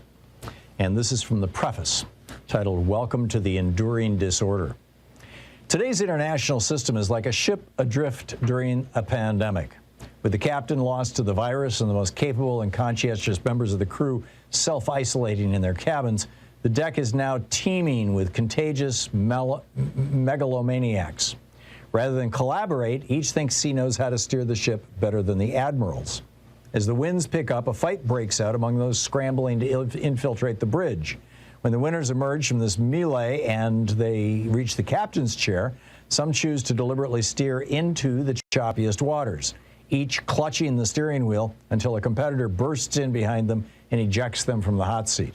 As the vessel craters from stem to stern, those with fainter constitutions or a greater respect for the competency hierarchy have simply chosen to retire to their cabins. Will the crew eventually reemerge from their quarters to put the technocrats back in charge? Might the most reckless passenger subjugate the others, lock the convalescent crew members in their quarters, and emerge as the new de facto captain? Or should some sort of self-sustaining equilibrium have been reached with the vessel zigging and zagging indefinitely, neither capsizing nor reaching port?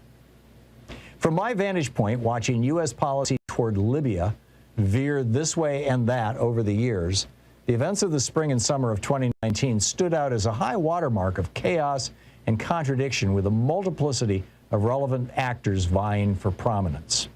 They were also representative, in microcosm, of larger global trends. Witnessing them led me to question my assumptions about the West's future role in the world and the fundamental principles underpinning the international system. It was dawning on me that the contemporary ship of state had become permanently unmoored, careening back and forth due to contradictory decisions undertaken by ill-coordinated power centers. Plato envisioned such a scenario in The Republic. He warned that true democracy would lead to populism. Contempt for experts would ensue, eventually culminating in short-sighted and reversal-prone approaches to policy formation. He also warned that once this point was reached, it would be nearly impossible to put the genie back in the bottle. Over the past few years, my day-to-day experience of the foreign policy-making process in Washington, London, and Tunis, and the resulting outcomes in Libya, seem to be embodying Plato's forecasts. In keeping with this observation, this book proposes that the international system has exited the post-Cold War period with its well-established features and dynamics and entered a new historical epoch termed the enduring disorder.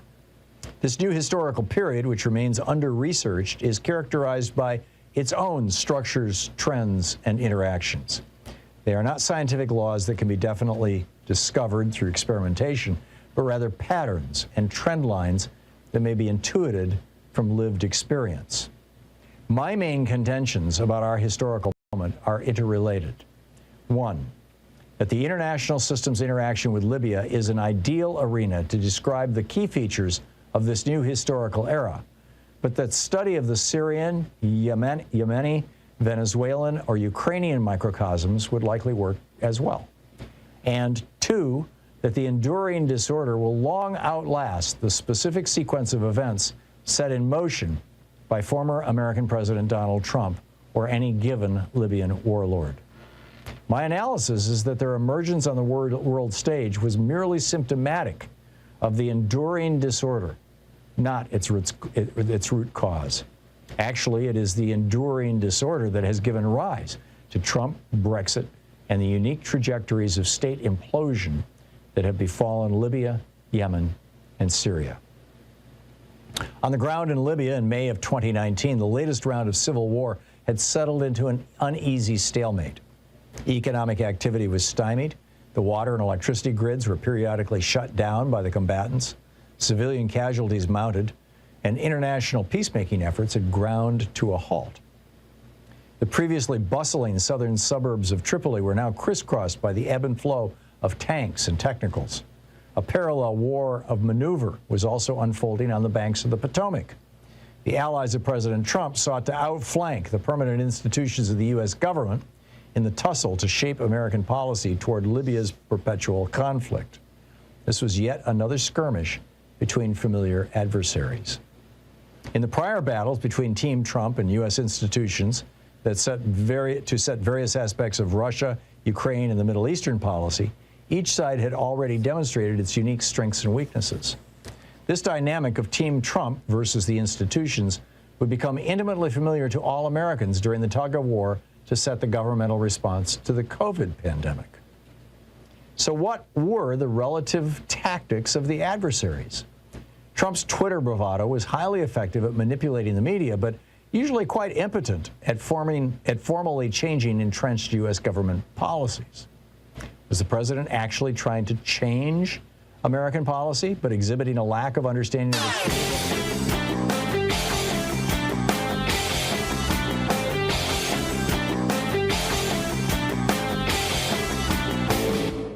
Share the Thom Hartmann Program with your friends. Our podcast, The Hartmann Report, is absolutely free and available wherever fine podcasts are available. And the entire 3-hour podcast is available over at TomHartmann.com. Back in 1968, when Lyndon Johnson was president, Earl Warren resigned from the Supreme Court. He was a liberal, even though he had been appointed by Eisenhower. Johnson wasn't able to replace him, in part because of Republican opposition in the Senate. And so when Nixon came in, he had this opening. Welcome back. Sorry about that. Our automation system just had a hiccup. It happens from time to time. So back to your calls here. Angela in Houston, Texas. Hey, Angela, what's on your mind today? Hey, Tom, how are you? I am fine, thank you. What's up? I just have one quick question. This is something I haven't heard anyone talk about. Who signed off on Elon Musk or Starlink to have the authority to count the votes? Was there any process? How was he even considered to do that? You know, all I have seen is that one clip of that one saying that things got so much smoother after we started using Starlink. And I've not seen any further discussion about it. Do you know for a fact that Starlink was used? Because my understanding is that, none of this stuff is supposed to be on the internet. I know the clip you are talking about. It was the state was California. Yeah, she was a local supervisor. Sorry? Who approved that? I have no idea. And it's a damn good question. And whether Starlink was involved or whether, frankly, any of our elections were online. I mean, Elon Musk is on record saying anything can be hacked. Actually, I think he's right. The big question is, was our election hacked? And I haven't seen the evidence of it yet. But I have such a hard time believing that Americans came out in huge numbers to vote for Donald Trump. Or just stayed home in response to Kamala Harris. I thought she ran a great campaign, but I'm probably just revealing my own bias. But a direct answer to your question, I'm sorry, I don't know, and it's something that. Thank you for reminding me of it. I will try to see what I can learn as this afternoon and going forward. Thank you. Thank you so much. Yeah. Thanks for the call. Doug in Portland. Hey, Doug, what's up? Hi, Tom. I wanted to go back a few calls and just run something by you to see what you think. There was a caller a little while ago that talked about having a more gentle quality of dialogue, and yeah, it was Maverick. You responded. Yes, and you responded afterwards about we deserve our outrage. Kind of, and I'm with you 100% on how crazy the MAGA folks are. But I wanted to offer, if I can mention an organization I'm involved with. It's called Braver Angels. I don't know if you've heard of it. Their sole reason for existing is to create a better quality of dialogue in this country, particularly between red, blue, conservative, progressive, liberal. All the differences in our country. And I think it's really, really important because it's my feeling, I'd love to know what you think, that the most underlying foundational problem in this country is that people don't understand each other. People have different experiences. People talk over each other. So all the craziness that Donald Trump has brought and all the differences in the country that he pushes on and makes worse, they are the product of this just basic underlying misunderstanding. Because as much as I don't like those folks or I don't like their beliefs, I gotta feel that they don't feel those feelings for no reason. And my goal is just to get to the bottom of what really are the foundational problems here that we're all trying to work through. I would argue that the foundational problem, Doug, is that on a regular basis, on a virtually daily basis, and there's groups committed to monitoring and reporting on this, right-wing media lies about what's going on in America and what the Democratic Party is doing. And by and large, the Democratic Party never lies. I can't think, the last lie I can think of was the Gulf of Tonkin in 1963, to the best of our 64, or 5, I forget. The Democratic Party and Democrats and Democratic media, for that matter, MSNBC, to the extent that CNN, this program, we go out of our way not to lie about what Republicans are up to. Republicans literally are lying about what Democrats are doing every single day. Look at what's going on with the fires in Los Angeles right now. You've got Republicans on the record saying that this was caused by Democrats, that Karen Bass had drained the reservoirs when in fact they were all full. That just making that because a lesbian woman is the fire chief after 22 years working her way up in the fire service, that it's a DEI hire.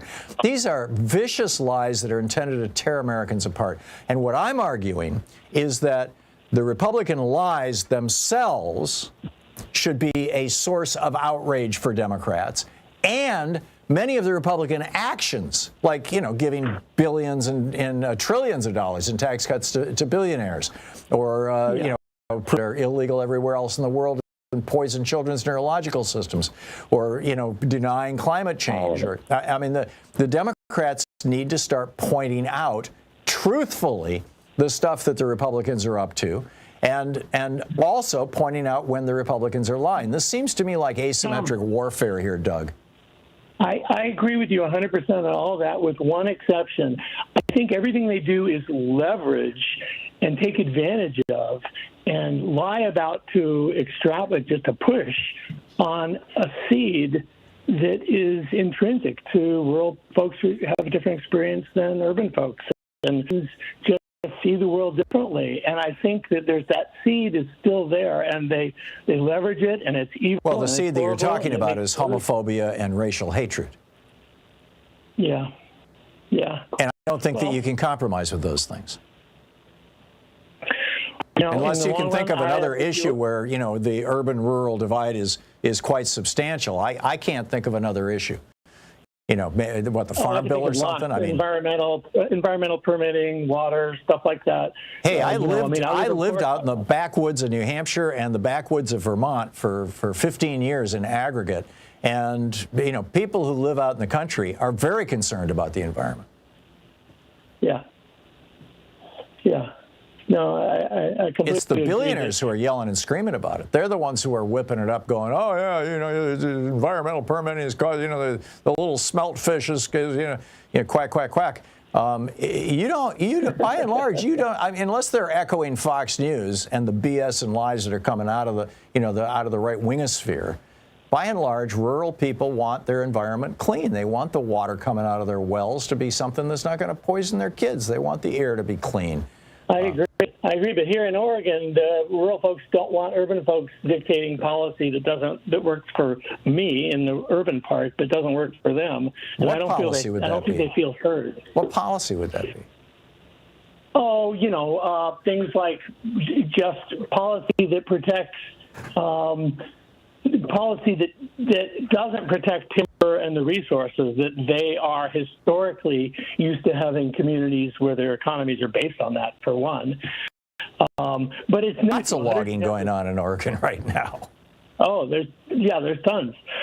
But what I mean is that if they don't feel heard, if both sides doesn't feel heard by the other side, and there's no dialogue. I don't think it's that Republicans don't feel heard. I think it's that they're being lied to, and their outrage is being cranked up every single day by mostly right-wing billionaires and the media that they can control as a way of maintaining control over a government so that they can keep their taxes low. I mean, I really think it's that cynical and that simple. Yeah. Yeah, well, I hope you're wrong. I'm afraid you're right. I certainly agree in the long run. Provide me with evidence of, you know, something other than that. I mean, you know, like I said, I get the one difference between rural and urban areas that I think leads to the biggest conflict is the fact that in America, most rural areas are entirely white and urban areas are mixed. And that gay people in rural areas tend to get the hell out of town once they hit, you know, the age of adulthood. And because there's less tolerance for any kind of deviation from the norm, as it were, you know, the societal, the 1950s standard of America, the Norman Rockwell America, and so they flee to the cities. But which brings us back to my point that I think that the big difference is homophobia and racism, and you can't compromise with those things. Yeah. At least I'm not willing to. All right. Well, I appreciate being able to put it out there, and tons of respect for your mastery of all this. Thank you, Doug. And yeah, I'm all in favor of good dialogue. I used to invite, in fact, we continue to invite conservatives on this program to have a reasonable debate. I used to do it 2-3 days a week. And then, you know, I don't know, 6-8 years ago, or really with the Trump presidency, they just do anymore. We've got our own media. We're just not going to talk. And they all stopped coming on the program. Doug, thanks for the call. You're listening to Thom Hartmann. Visit TomHartmann.com for audio and video archives. Including Pete Hegseth, who was a guest on this program years ago. 44 minutes past the hour.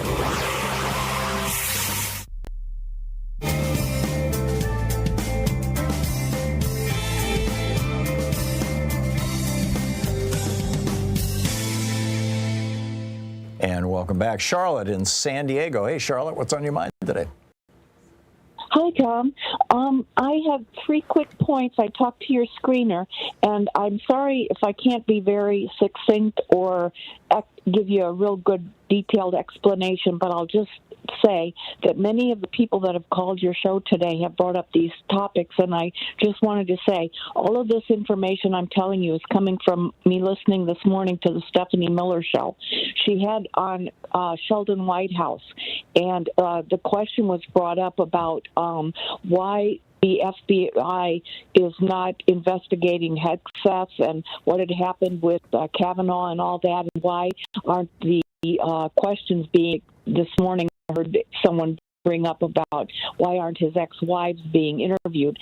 And White House's explanation, as far as I understood it, was that when asked to investigate these people, it's a different kind of relationship or whatever, and it's like a client-business relationship. And so the Republicans are basically dictating what the FBI can investigate and what they can't investigate, and that's what's limiting it. How do the Republicans dictate that? I don't know, but that's what the thing was with Kavanaugh too. They said that the relationship, whoever is considered the client to the FBI is telling the FBI, you can look at this, you can't look at that. I would think the American people are the client of the FBI. I would think so. And why couldn't the Democrats be the client of the FBI? Well, Ron Wyden's going to be on the program in about 20 minutes. I'll ask him. Oh, okay, that's great. Another thing was the lady that does that podcast, Murder, She Wrote. She's very not negative on Merrick Garland, and I know. She confronted me at the convention, at the Democratic convention. Anyhow, keep going. Oh, did she? Oh, and anyway, she brought up something this morning on Stephanie's show about how, people think that Merrick Garland has been dithering for 2 years, but she mentioned something about these investigations that had to go on with several people that both Jack Smith and Merrick Garland couldn't get in to talk to, and it took a long, long time. And that I'm not was buying part it. of the Jack whole Smith could have been appointed as a special prosecutor on Merrick Garland took office. I personally agree with you. Yeah. There is no requirement for an investigation before you appoint a special prosecutor. The whole point of the special prosecutor is to conduct the investigation. Yeah, that's their job. And the other thing was this morning also, I think it was on Stephanie's show also, someone brought up about why couldn't that second, the Jack Smith, the second thing with the paperwork in Florida, why couldn't they just dismiss the charges for those two? And I think it may have been the Murder, She Wrote lady that brought up, or it could have been White House. One of them said that it interferes with them being able to release both of the documents from both cases. It Pandora's box. So they couldn't do it, and it has something to do with them not being able to. Yeah, I'm not buying that either. Later. I'm not buying it. Okay. The whole reason that I gave for blocking that report was that it would prejudice the case against these two guys. If there's no case against them, there's no prejudice. It's that simple. Charlotte, I got to move along, but thank you for the call. It is 48 minutes past the hour. We'll be right back.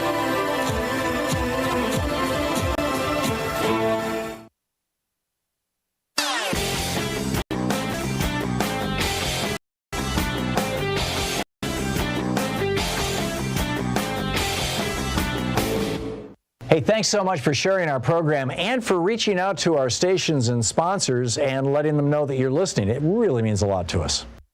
So MAGA Mike and the Republicans want a religious test for people running for public office. They want to know that you are sufficiently Christian to be worthy of being elected.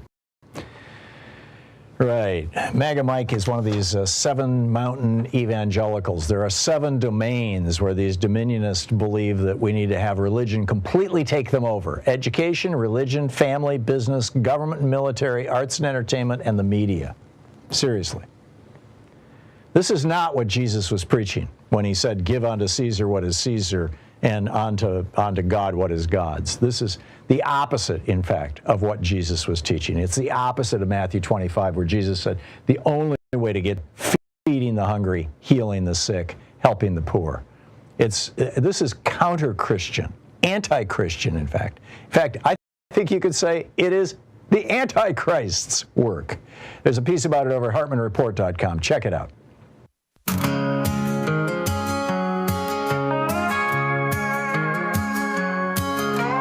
Gates are wide open, the red carpet's laid for the richest of men with the deals that they've made. No ballot was cast, no vote was ever shown, but the oligarchs are moving into a house they don't own. They're coming for the power, they're seizing the day, with billions in their pockets and democracy in decay. The people cry for justice, but the tyrants just smile. The oligarchs are moving into the White House in style. Yeah, the oligarchs are moving into the White House. Welcome back, Steve in Albuquerque, New Mexico. Hey, Steve, what's on your mind today? Well, Tom, first I have a question. Do you remember who the person in Trump's cabinet during the January 6th insurrection had made a list of things that the police could and couldn't do? Yeah, it was Chris Miller, protection? who was the acting Secretary of the Army. Okay, thanks. I've been trying to remember his name for a long time. My question, though, is about the Jack Smith report. So far online and listening to you, I'm getting the impression that most of the report is a repeat of the January 6th committee. Is that what you feel? I think that's a reasonable broad brush statement.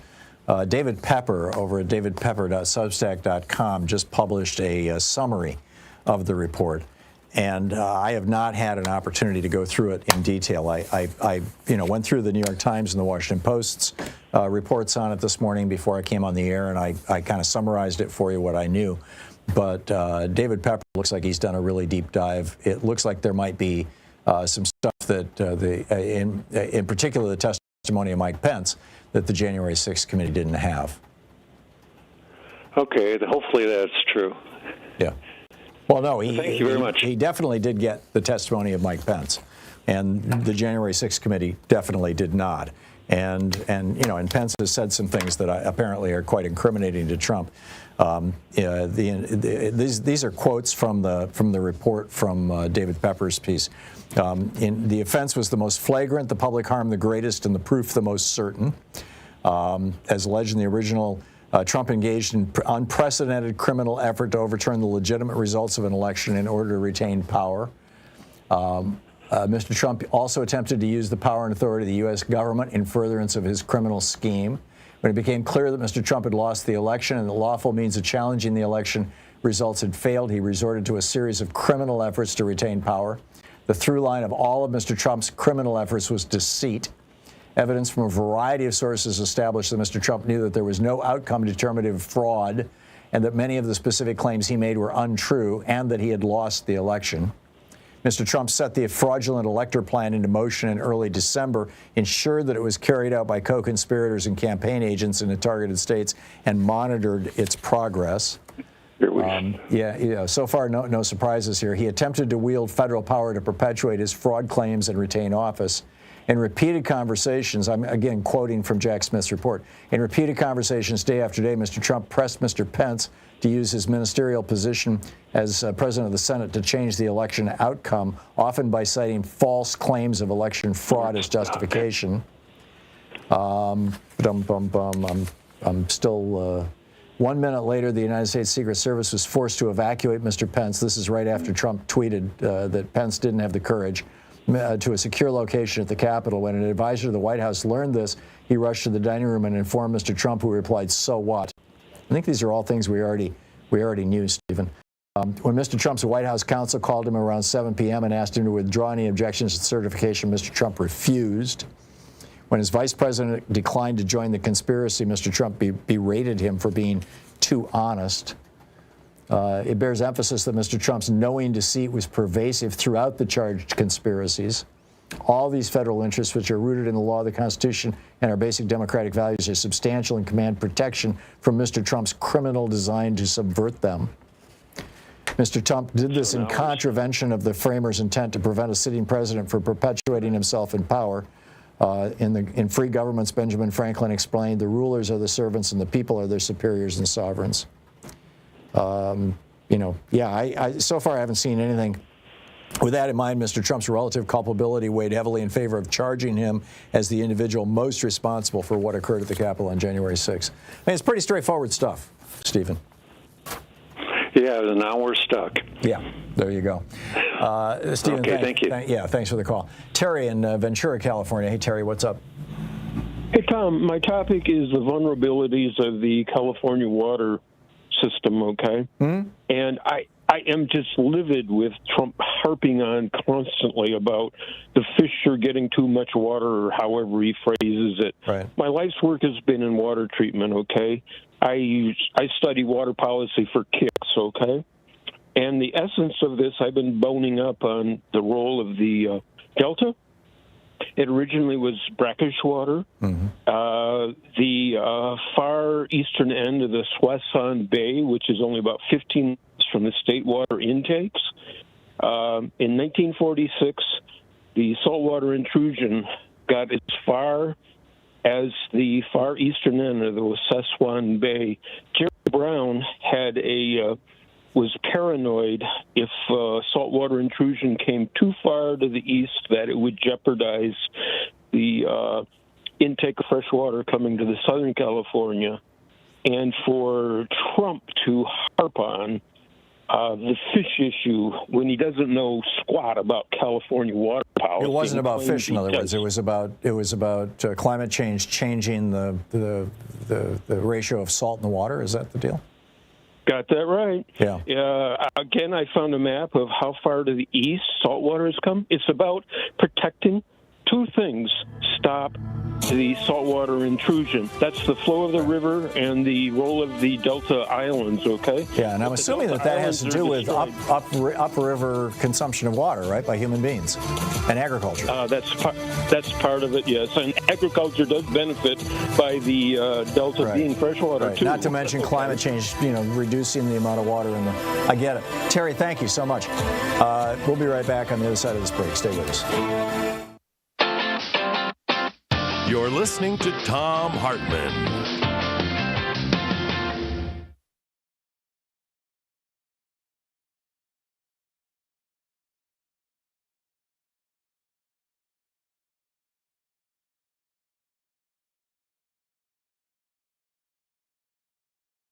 In addition to bringing you the Thom Hartmann Program here on Free Speech TV and Video Media Online, we also have a whole set of ways you can interact with us and tools you can use to spread the word about the importance of democracy and the threats to it in our republic.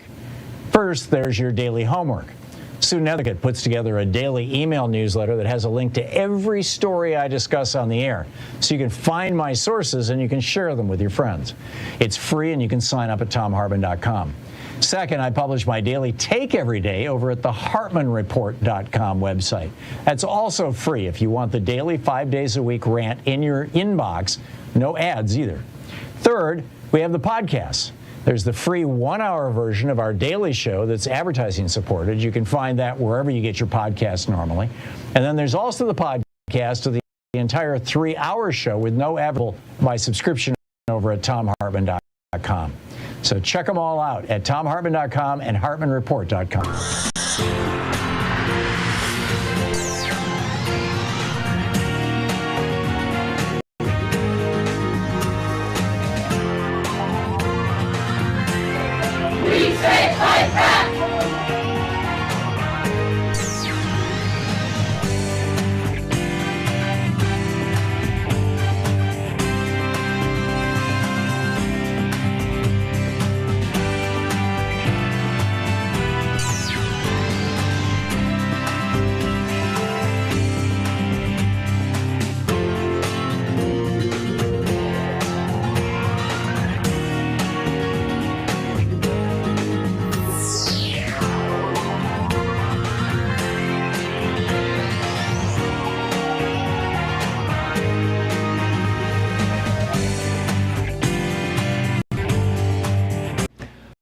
Our book today in the Thom Hartmann Book Club is Libya and the Global Enduring Disorder by Jason Pack.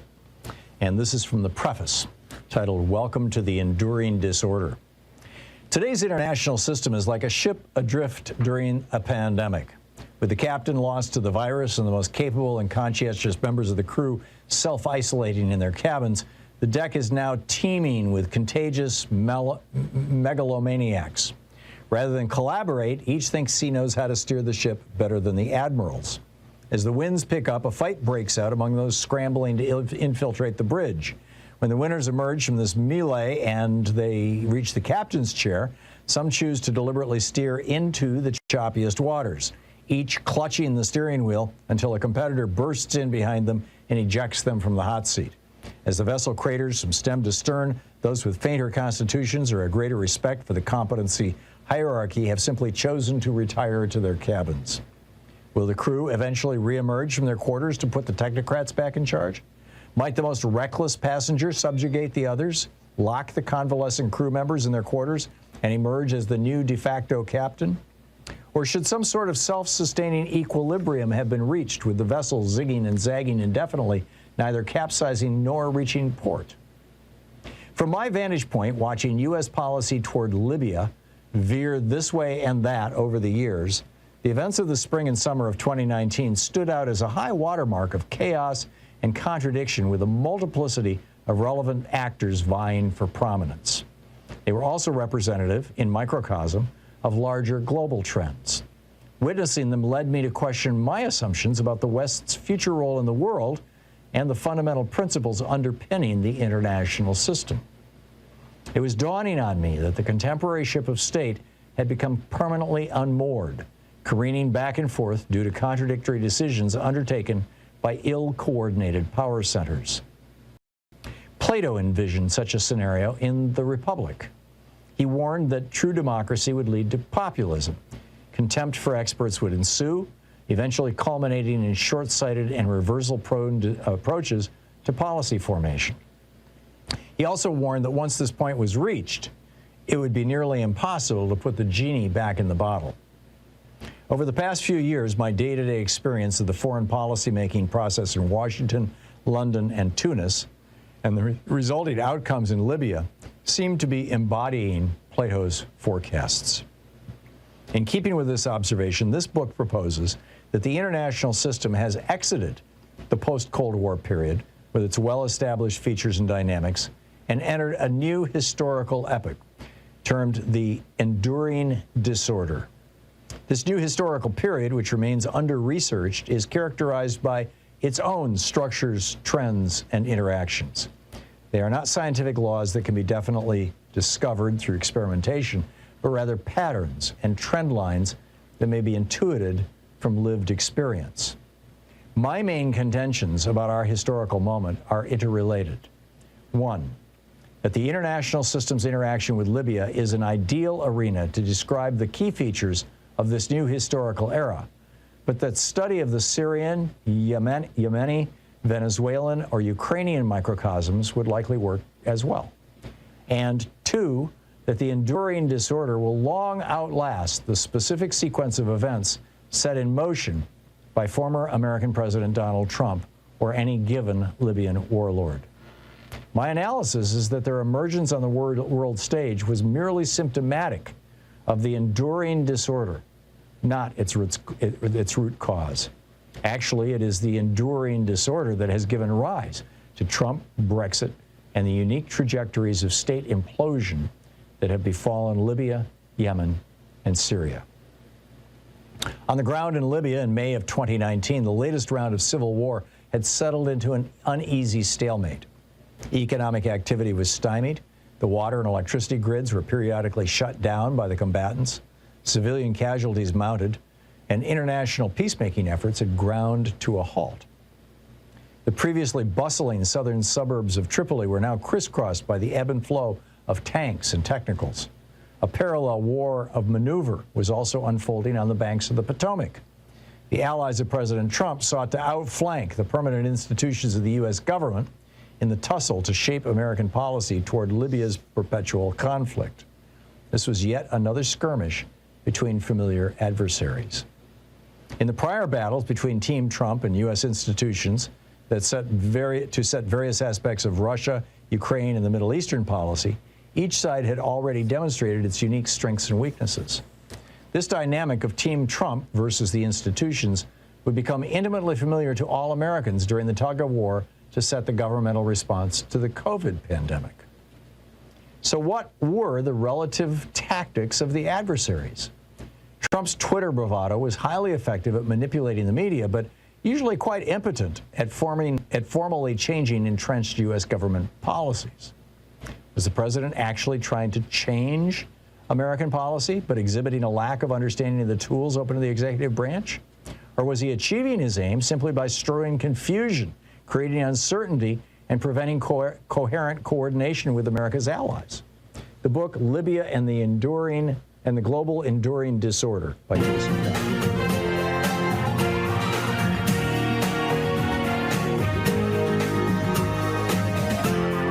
This is the Thom Hartmann Program. Welcome to the third hour of our program. On the line with us, one of the genuinely good guys in the United States Senate. And I mean that in every way you can understand that. He's brilliant, he's competent, he's passionate, he's progressive.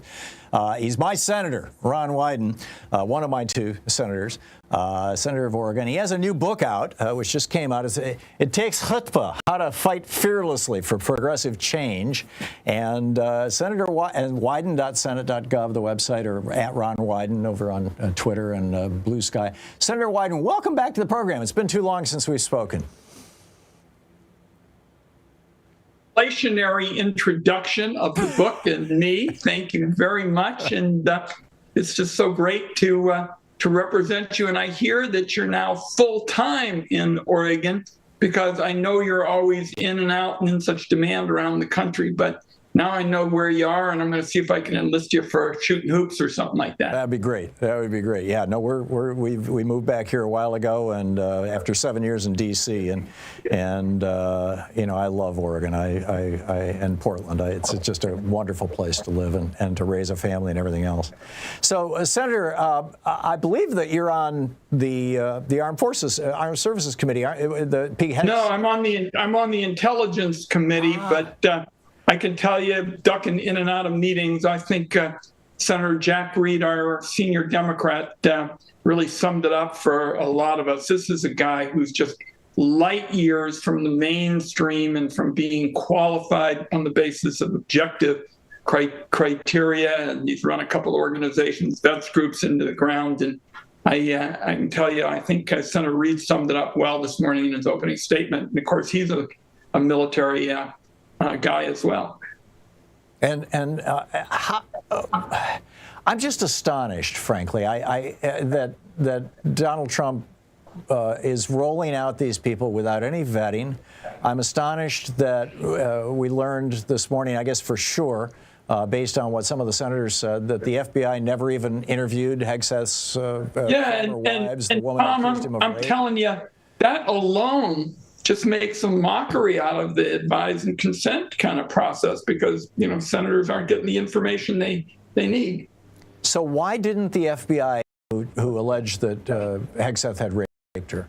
Well, that's the question of the hour. And, you know, I can tell you a lot of my colleagues are just questioning the overall kind of nature of whether these things are being done objectively. It's kind of like, so we have this provision that ensures senators are going to advise and consent, and yet Trump basically gets to call all the shots, as far as I can tell, in terms of what people are going to see. And it's, I think, a big flaw that the founding fathers would just find horrendous. Well, Trump is not president, and right now, Merrick Garland, you know, the FBI works for Merrick Garland, and Tom, you're being logical. There's nothing logic about this. This Trump crowd takes.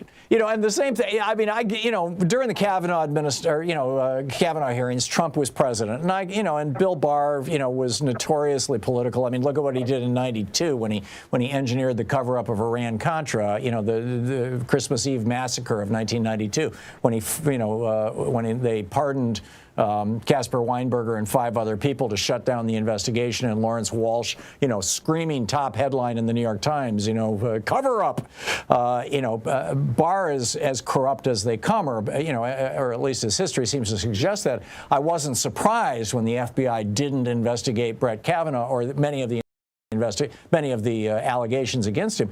But I'm shocked that Merrick Garland and Joe Biden's FBI didn't investigate Pete Hegseth. Is there a possible explanation? Not in my book. I mean, I think this is so far removed from what the founding fathers wrote about, thought about. It was supposed to be a key of the United States Senate, and the Trump people are just walking all over it like it's a doormat, and it's wrong. Yeah, absolutely. I want to get into your book. It's a marvelous book, but if you don't mind, just a couple other political questions here first. You are on the Intelligence Committee. Here we have Tulsi Gabbard, who is apparently, deeply. I'm lacking the proper word. And I don't want to, defame her, but let's say has taken the side of Vladimir Putin on more than one occasion, at least apparently, and as well as Bashar al-Assad, being in charge of our intelligence agencies. This, to me, is also shocking. I'm curious your thoughts on that and how you think this is going to play out.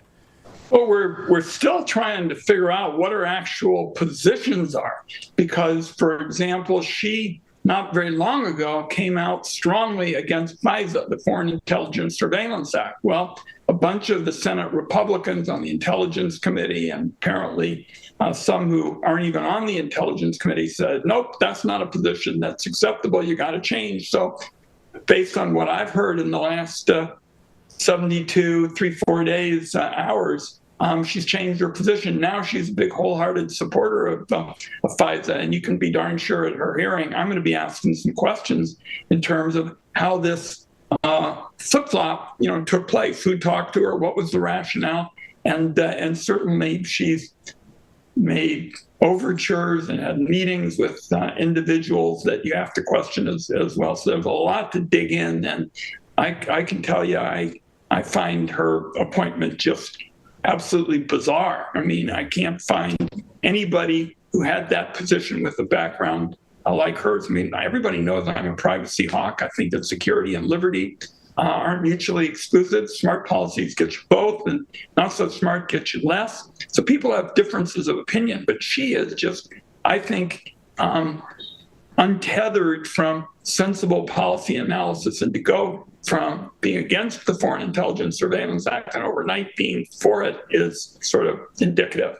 Yeah, well, we saw the same thing with Pete Hegseth this morning, saying that now all of a sudden he's in favor of women in combat.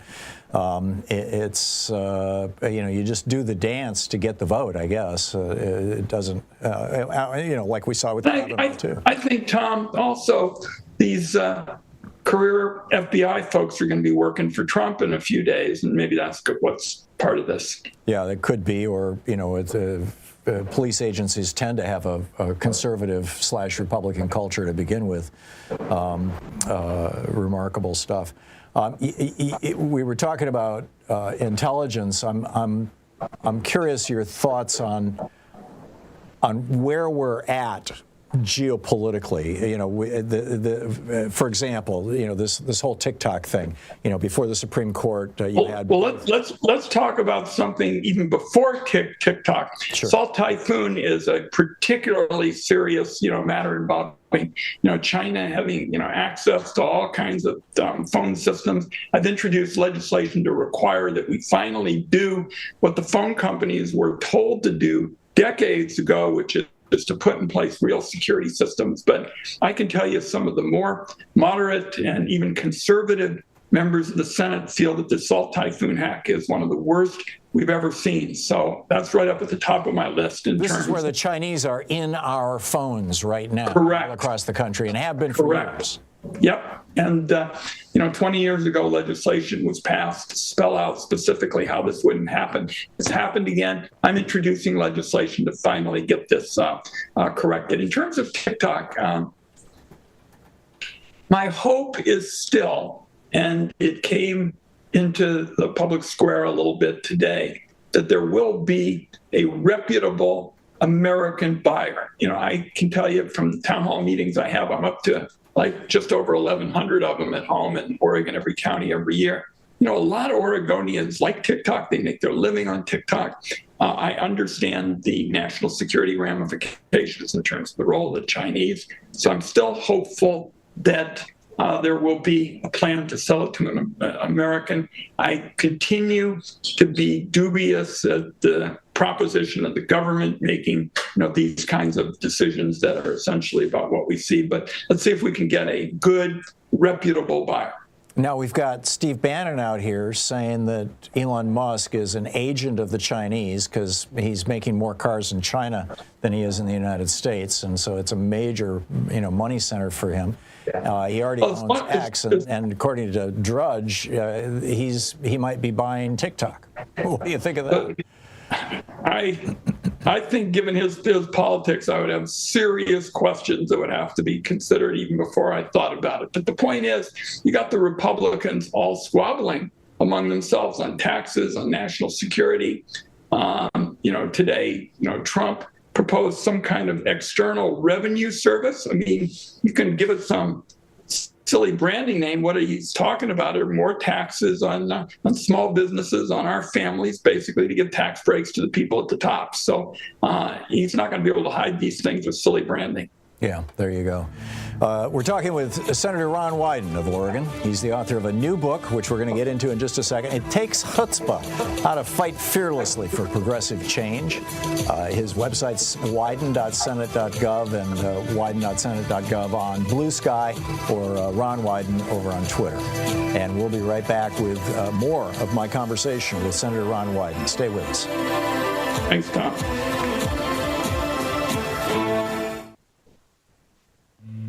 This is the Thom Hartmann Program. Stick around. We'll be right back with Senator Ron Wyden.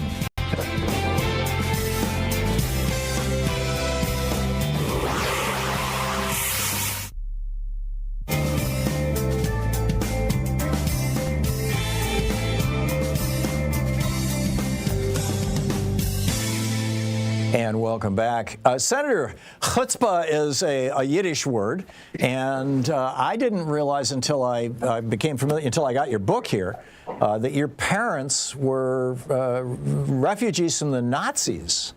Yeah. Tell us about it. They left, and the dedication, Tom, is to my mom, and a lot of people looked at it and said, my goodness, the mother and the son look exactly, alike. And my parents fled the Nazis in the 30s. Not all got out. My dad was one of the famous Ritchie boys, the German kids who wrote the pamphlets that were dropped on the Nazis, telling them to give up. My mother was in the army, and my mother, who I dedicated the book to, her memory, she and a small number of Jewish women basically told their spouses, their grandfathers, all of the people they could be in contact with, that they were underestimating Hitler, that they were, for the most part, being in denial, that he thought he was a nut and they thought he'd just go away. And I dedicate the book to my mom because I'm convinced that if she and a small number of other Jewish women hadn't done what they did, which is to blow the whistle on the real danger of Hitler, I wouldn't be here having a chance to enjoy the Thom Hartmann show. Yeah, well, and your parents fled before they got swept up in the Holocaust. We lost family at Theresienstadt, at Auschwitz, and we go through all of that in the book. And it also kind of forms a little bit of my thinking too. Tom, I think my shady past. I wanted to play in the NBA. I thought I could do it. And, I didn't pay as much attention to what my dad said as I was dribbling my way through life there for years on end. He said one thing that really has always been with me, that what they feared most in Nazi Germany was the knock on the door, because the knock on the door was an indication that they were being picked up. And the question I always asked my papa was, how did people know who those people were and where they lived and how to get in touch with them? And it leads me to another book my dad wrote called Stella, a true story about a beautiful blonde woman who, when all the other Jews left, stay behind and turn Jews into the Nazis. Wow. We know also that, in fact, there was a book about it. I guess, an American company, IBM, actually played a role in keeping track of the Jews. We have just a little less than a minute here before we're going to hit just a very quick break, and then we'll continue our conversation. But one of the more common questions that I get from people calling into this program is, when will I know that it's time to flee the United States? Do you have any thoughts on that? Tom, I wrote this book because I believe that we've got the grassroots power. And it's not just progressive Democrats, but a lot of Republicans who don't like Trump and a lot of independents and the like, to basically take our principles back. I think that's what's so ominous about what Trump has done in terms of his values. And we're going to be part of a grassroots juggernaut that's going to be the public sector, the private sector, and we're not going to just sit around and run the risk that we ought to take off. I'm for staying and fighting. Yeah, I'm with you, and I'm on record. I'm here, so I'm with you. We'll be back in 60 seconds. I've got to read an ad over on the commercial side of the show, and you'll hear a promo on this side, and we'll be right back with Senator Ron Wyden about his new book. It takes Chutzpah: How to Fight Fearlessly for Progressive Change.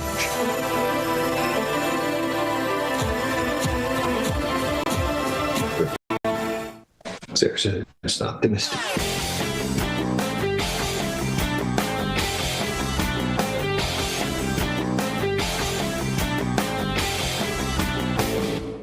Change starts with you. You can be calling your Democratic or Republican representatives to let them know what you think by calling 202-224-3121. It's the Capitol switchboard. It'll get you right through to them.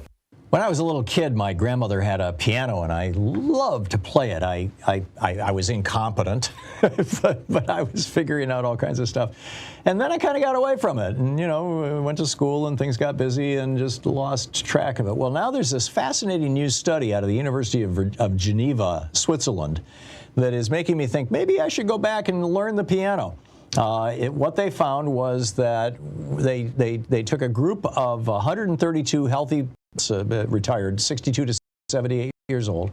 Half of them learned the piano, half of them took music classes without learning the piano. And what they found was that those who learned the piano actually had the strongest increase in their memory, in their mental competence, their mental faculties. Those who took the music classes also did well, but learning the piano was a huge step. So check it out. There's a whole long rant about this over at HartmannReport.com. Check it out. 2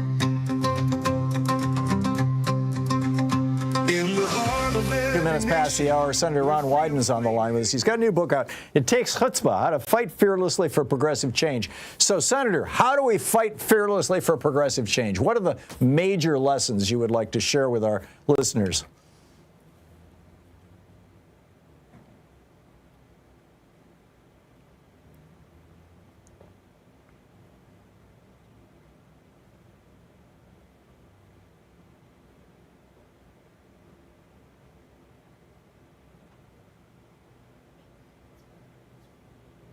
What the 12 rules do is basically polish that up, make it possible for people to use it. So we have a few favorites, and one that's particularly relevant now is work hard to stop bad things and work hard to try to turn them into good things. And for example, on taxes, I'm doing everything I can to stop these Trump folks who are trying to, once again, make sure that the deck is stacked in favor of folks at the top. We want people to be successful. We want a tax code, though, that gives everybody in America the chance to get ahead, not just the people who are the most fortunate and the most affluent. And to give you an example, Tom, today in America, if you're very wealthy and you want to pay little or no taxes for years on end, it only takes 3 words: buy, borrow, and die. If you do those 3 things, buy stuff, borrow against it, and die, you can pay little or no taxes for years on end. If you're somebody paying attention to your program today, firefighters, nurses, teachers, small business people, they pay taxes with every single paycheck. I think it's about time everybody does. Yeah, amen. And by the way, if they happen to own a bank, they can make money on the interest they pay on the money that they borrow, so that they don't have to pay taxes. I mean, it's really crazy. The scam is what's legal. It is. It's remarkable. We're talking to Senator Ron Wyden here. We got about 2 minutes. Continuing your suggestions for how we can fight fearlessly for progressive change. Well, you look at what we did to get the biggest investment in fighting climate change in American history. This is my law authorizing at least $400 billion of clean energy tax credits, and getting rid of them is now a big priority for the Trump people. We worked for years on that. I mean, for literally 50 years, there'd been no cap and trade, there'd been no carbon pricing, there'd been no programs to target, polluters, absolutely nothing. And I took the time to kind of walk through how we might come up with an approach that would say, the more you reduce carbon, the bigger your tax savings. And we would say, there's going to be technological neutrality. And this applied to everybody. And people said, hey, why are you doing this? And I said, nobody knows what the big carbon reducers are going to be 30 years from now. Let's create a new lane to encourage good science and innovation in order to tap those sources. We're doing it, and now across the country, all over Oregon, for example, battery operations, you name it. That's brilliant. That's absolutely brilliant. What is your best advice for the average citizen? I keep telling people, get in, show up at your local Democratic Party and become a precinct committee person. Join. That's great, but mostly get out of the house at every level of government. For example, if you've got a traffic hazard in your neighborhood and some powerful person, a local official or somebody who controls the companies that do the repairs and stuff is blocking it, get out there. If you want to do something with your school board because you're concerned about your kids' education, if you want to improve healthcare, get me examples of where these middlemen are just smothering the system. We spend $4.5 trillion right now each year on healthcare, and we've got these middlemen who are just sucking so much of the money out, and that's something that ought to be returned to seniors and consumers and taxpayers. Those kinds of things you can be involved in right away, in addition to working with Congress to stop these Trump flood initiatives. There you go. The new book, It Takes Chutzpah, How to Fight Fearlessly for Progressive Change, by Senator Ron Wyden. Senator, once again, so much. Go after your chutzpah. Yeah, there you go. Great talking to you. Thank you so much for dropping by. Thank you. I look forward to future conversations. You too, Tom. Thanks. We'll be back with your calls and the news of the day on the other side of the break. You're listening to the Thom Hartmann Program. Call 202-808-9925. Helping you win the water cooler wars. I'll be right back with your calls. Stay with us.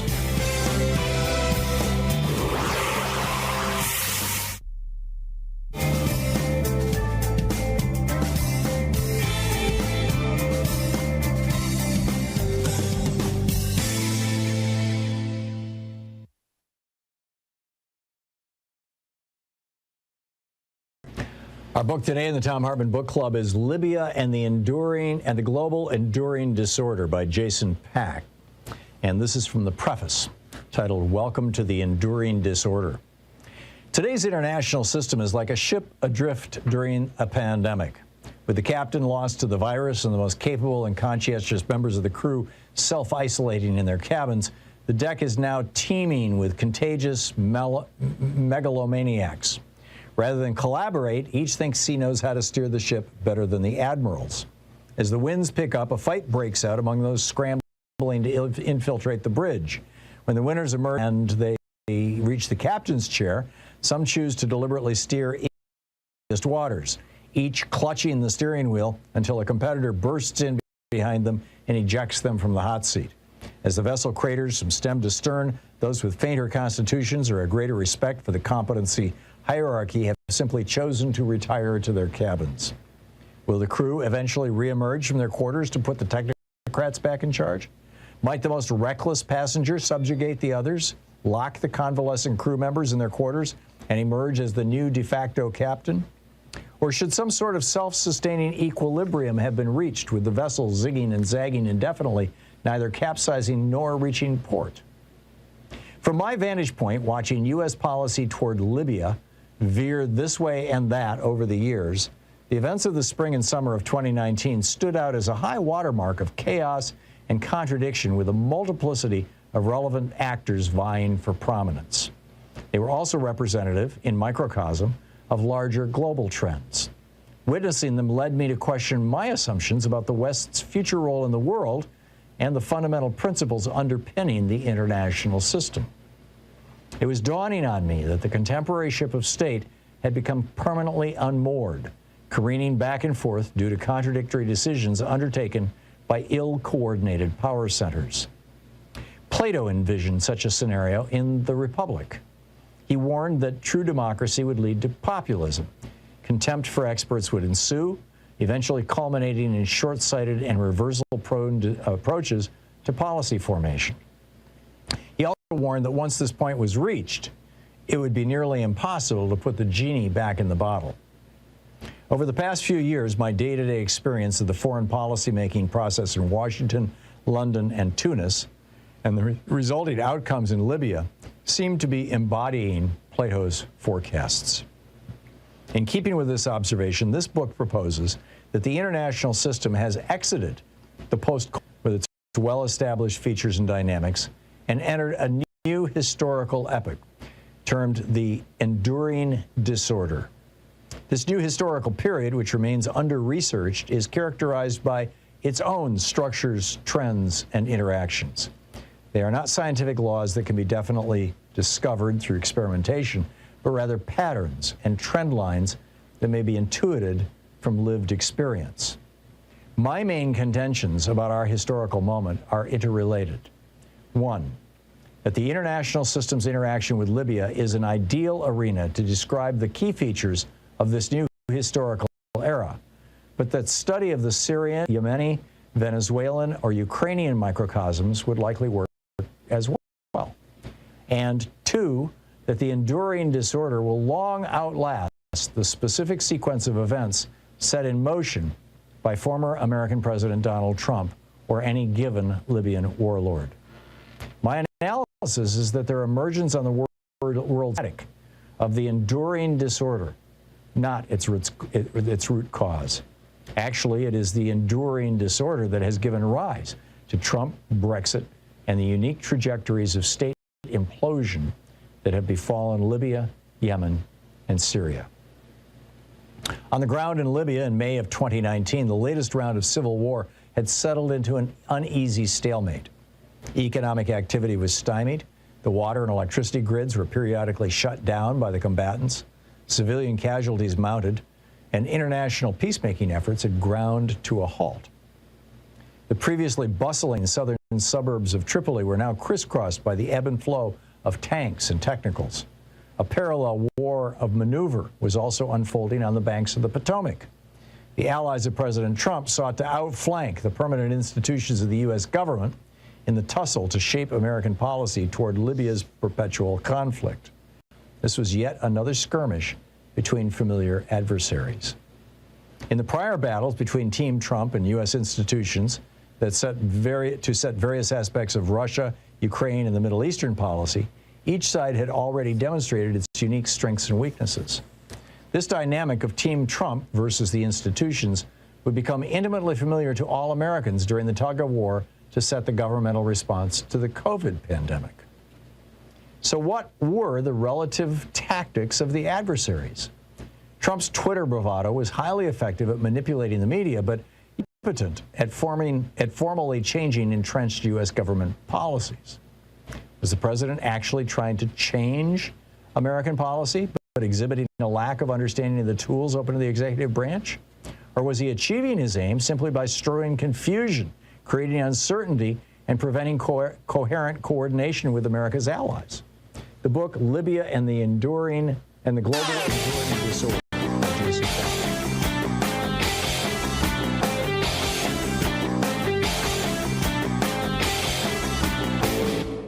Help support progressive radio. If you're listening to us on a commercial station, call their advertisers and let them know you're listening. If you're listening to us on Pacific stations, please support them when they do their fundraising drives. Thanks for supporting Progressive Talk Radio and tag you're it.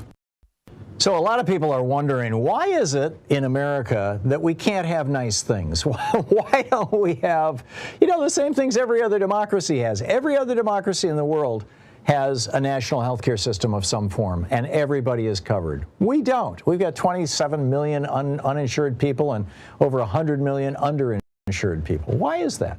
Why is it that every other country in the world offers college education very inexpensively, if not for free, and for here you go to debt?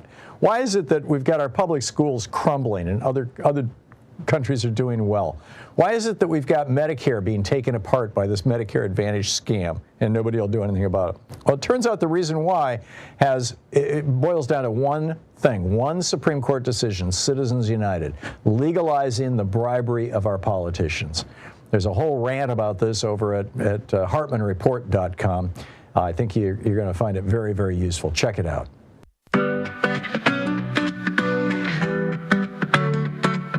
Back 35 minutes past the hour. Picking up your calls here, and thank you for your patience. Margot in Sacramento. Hey, Margot, what's up? I wanted to tell people one thing that I've done to try to get the word out, to get people to listen to public-supported media. So I have little cards made up, with like 4-inch cards that list my favorite public-supported media. And I approach people that I think might be receptive. And I say, are you aware that 90% of our media is controlled by the corporations and the billionaires? And most of them seem to be aware. And I said, here's a list of media supported only by the public, because humans care about people. Corporations don't. And it's been really fun. I've met local, and I've gotten a great response. Do you have printed out business card stock?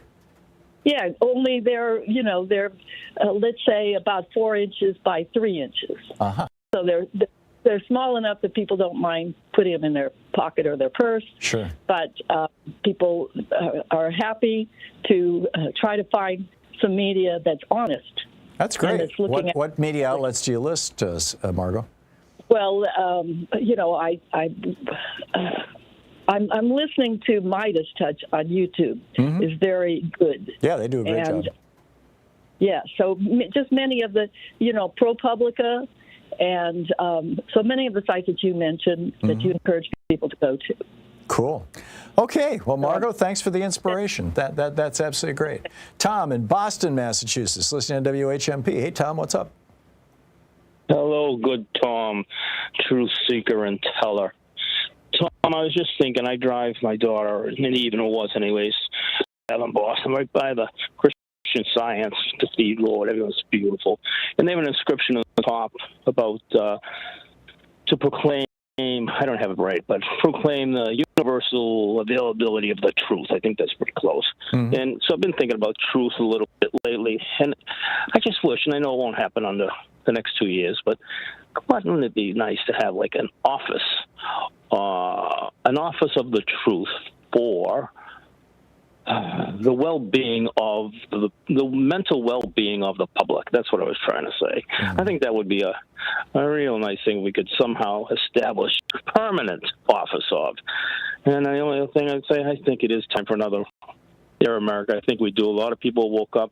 I think our baby boomers got tired. We're going into Social Security age. People aren't eating as well as they should be when they're supposed to be getting more nutrition and needed more. I think we just got tired, and I think the boss made a mistake with Kamala Harris. She didn't. I'm an Elizabeth Warren fan. Now she's getting older. So anyway, that's my thoughts for the day, and hopefully we can, be a phoenix here soon. Yeah, all well said. I would like. I kind of mourn the fact that it was the Biden administration that actually shut down the office that was monitoring misinformation and disinformation on social media. I think that was a huge mistake. I realize they got beat up very badly during congressional hearings 2 years ago by Republicans. But it's not a good thing. We really need something like that. Tom, thank you for the call. Mark in San Francisco. Hey, Mark, what's on your mind today? Class warfare against the middle class and poor, Tom. This committee, Baswami and Musk, the Government Efficiency Committee, we need to start talking in language so people understand what it really is. It's cutting taxes from the middle class and poor are going to pay for this tax cut. It's really just transferring wealth. And we need to explain that to the American people, what these people are up to. This is class warfare. These people just want to take our money and give it to the rich. Yeah. Oh, and they've been doing it for decades. They're very good at it. Well, we got to speak in language that people understand what these people are up to. Yeah. This is not an efficiency committee, Tom. This is just taking money from us and giving it to the rich. Yeah. We need to explain it. I agree, Mark, and you said it very well. Thank you very much. Jim in Portland. Hey, Jim, what's up?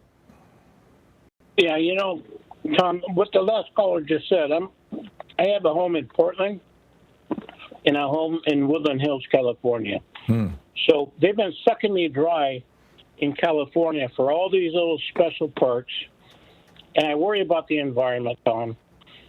They have a goat project in Laguna Beach, California, where the goats just go up there and clean it up. It's the cheapest thing you ever imagine. Oh, you mean to keep the brush down? Yes, and our moron governor laughed at him when the guy looked at him and said, "You know what?" He said, "We're not going to have goats run our state." Those people in Laguna Beach, California, it's called top of the world. You go in one way, you only come out the other way. That's the next disaster. They do no planning. These people pay in Woodland Hills, California. They caught a guy with a torch in his hand, illegal immigrant. I'm not. You know, this is free speech radio, TV. They caught a man on a bicycle with a torch in his hand when all this stuff was going on. He was not an immigrant, and he was mentally ill. What's that? I said he was not an immigrant, and he was mentally ill. They're all immigrants. We're all immigrants. Yeah, okay. What do you mean he's not an immigrant? You tell me we're all immigrants. Now he's not an immigrant? If that's your argument, Jim, you know, I assumed you were trying to, you know, resonate with the Fox News folks. Oh, come on. Why don't you have a conversation? I thought I was, Jim. My apology. Hey, Charles, what's on your mind today? Oh, how you doing, Tom? You know, I love your show. Thank you. The thing is, it struck me that they, after so many years, Trump is saying that Mike Pence did not have the courage. And I mean, if you sit back for a minute, and what does he mean by that? Does he mean that, I guess you would say, he didn't have the courage to fight against the so-called deep state, or he didn't have the courage to go ahead and break the law? It's the latter, Charles, obviously. You sure about that, Tom? Are we sure about that? Yeah. Because if that's the case, then what is this man doing, you know, being sworn in next Monday? Well, you'll have to have a conversation with Merrick Garland about that. He woofed on. He had almost 2 years when he could have appointed Jack Smith, and he waited until basically he got shamed into it by the January 6th. Thank you. Yes, he was shamed into it because we was begging for the first 2 years that, you know, open up this thing. And I know I remember you were trying to defend him in the beginning, but I think you started to realize yourself that, you know, there was no defense of this. And as far as I got another quick thing, I just realized what you were just saying about the guy who, who tried to go against his enemies by bringing up the past, and eventually 2 years later, you know, the enemies caught up to him. Basically, anyone that's trying to promote any type of, let's go back to glory days of the past, you also can circumvent that argument by saying the reason why those people were successful in the past and you know, they lived the way they lived and was prosperous is because they moved forward. They was with a progressive agenda at the time where they wanted to, you know, make things better and move forward and, you know, have progress in their society. So that's why I think, you know, those people were successful. Yeah. And I think that's a kind of argument that we have to stop. You understand? It takes a vision. It takes a belief in, you know, what your goal is on what's better and a passion to move forward. And you know, I think there's a lot of that in this country, and you know, a lot of good progressives. But yeah, well said, Charles. I love you, bro. Yeah, thank you very much. And back at you, Charles. Josh in Madison, Wisconsin. Hey, Josh, what's on your mind today? Hey, Tom, how you doing? I owe you guys an apology. I used to listen to something like 8 hours of lefty progressive radio, starting from the second I got up until the second I went to bed. And then after the election, I just have basically tuned out. That's not my topic, but I want to apologize because you guys deserve well, I think a lot of more people attention, did. a lot more donations and things. They figured, well, we'll see. I think people are tuning back in. Yeah. No, totally. So I am. And I'm back to you and Stephanie and Randy, so it's like 10 hours a day. But my point is, I was actually calling about political violence and terrorism and our justice system. And I think that people have been giving Merrick Garland a very hard time, but he was given an impossible task. I think that if Donald Trump had been arrested and tried and jailed for all the things that we saw him do, I think there would have been a civil war. And I think disagree. that's the whole point between... I strongly disagree. I'll take your argument in a second. But we just went through a mass shooting here in Madison, and I think that part of the reason why things like after Sandy Hook and just all the shootings we've had, the reason that we don't have any progress on that is because the right always wants political violence to be an option if they don't like the results.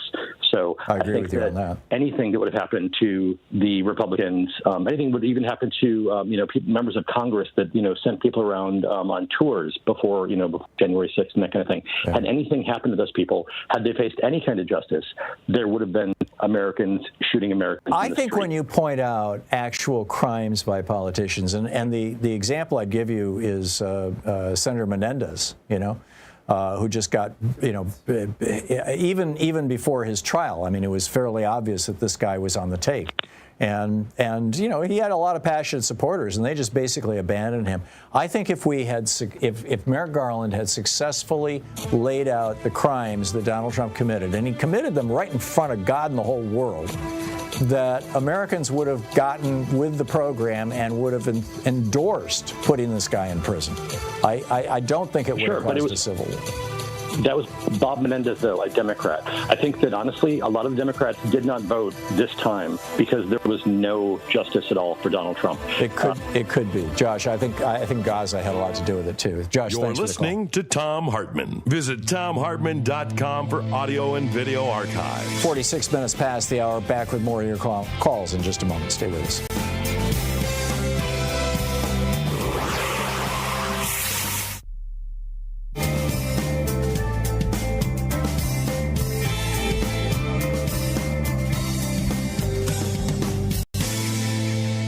Welcome back. Vince in Beloit, Wisconsin. Hey, Vince, what's on your mind today?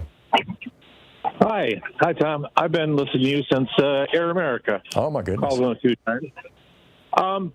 If they're if Garland's going to not pursue, or if they can't pursue the documents case, can we, the people, file a civil suit to keep that information or that evidence active and, just to go from there? What do you think of that? Who would you sue?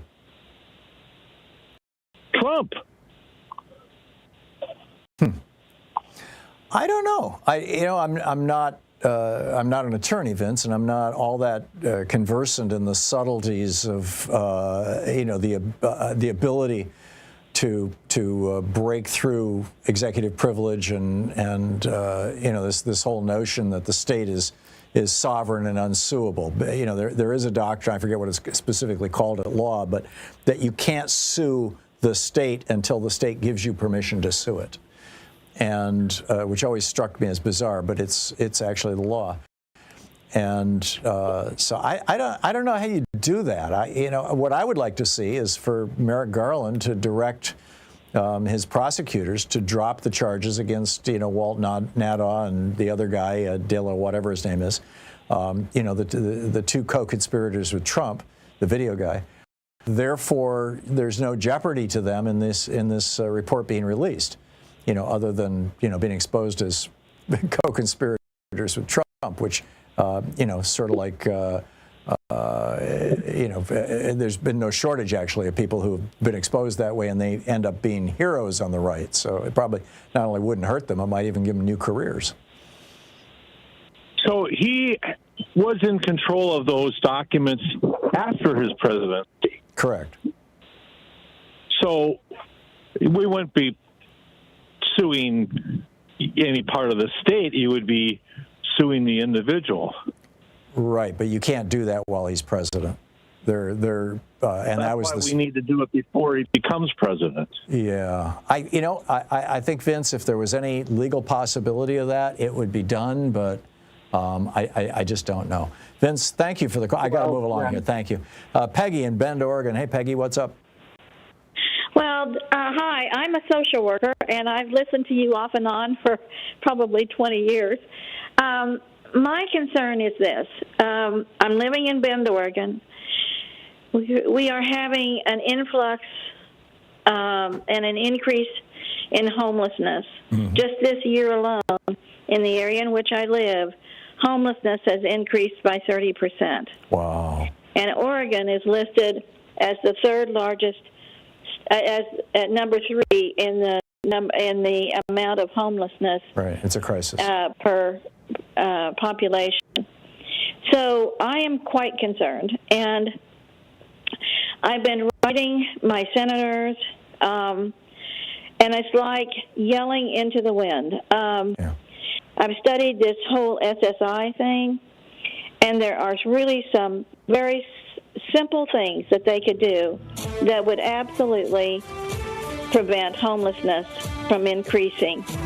Like so I hear SSI the music payments. In the background. Maybe we can't talk any longer. Yeah, well, it's always good to make your big point first, but I agree with you, Peggy, that there's an SSI problem. There's also a huge, housing affordability problem, but that's a conversation for another day. Peggy, thank you for the call.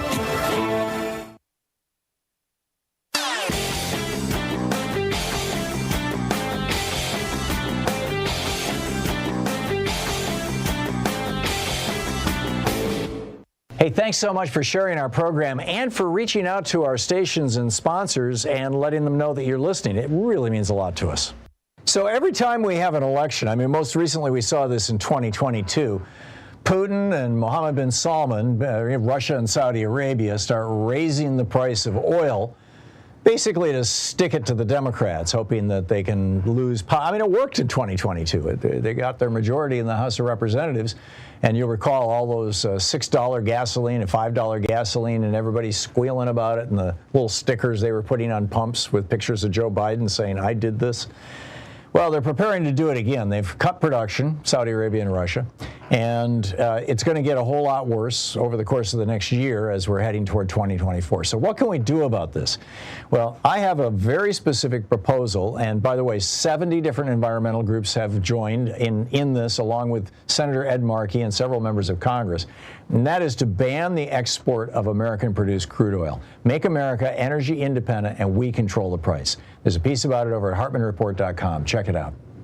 In the heart of our hometown, where the streets are bustling around, we gather neath the morning sun. Together we can get things done. Every voice, every hand, together we can make a stand. Tag your interest, join the fight. 52 minutes past the hour. Picking up your calls here. Leslie in Wichita, Kansas. Hey, Leslie, what's on your mind today? Hey, Tom. Hope you're doing good. I had a good New Year and holidays. So far, so good. I hope you did too. I'm going to be fast because I know you're out of time. What I'm seeing is a bucket full of hate, like the GOP has told Trump supporters to blank off. And the GOP and Elon Musk have told Americans they're so stupid they can't even do a job here. Yep. And you got Trump, who doesn't show a lick of bit of love for this country at all in any shape or form.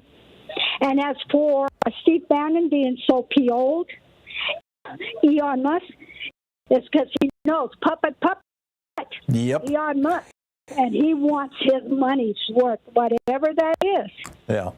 Whatever that is. And I'll let you go, Tom, but that's the truth. And there's some ugly people out there. They don't love this country. They don't even like the Constitution. Yeah, this motivation for Trump's affection is getting hysterical. It really is. Leslie, thank you. Thank you so much. Joel in Silver Spring, Maryland. Hey, Joel, what's up? Tom, a question I haven't seen discussed sufficiently. What about a mass pardon for the undocumented? something like what Carter did in his day for the people that were in Canada? I think there's too many undocumented people who, and many of whom came, arguably don't deserve that kind of a pardon, or it came under sketchy circumstances for that to be either politically or practically viable. But I think that there are things that could be done, like, maybe with the Dreamers, for example. Yes. I'm just not an expert in that area, Joel. I don't know the legal intricacies of it, but I get what you're saying, and I'm not opposed to it in principle, just in practice. Thank you. David in Chicago. Hey, David, you got a quick one? Yes, it's about Senator Wyden and Senator Whitehouse. Mm-hmm. Oh. What about him?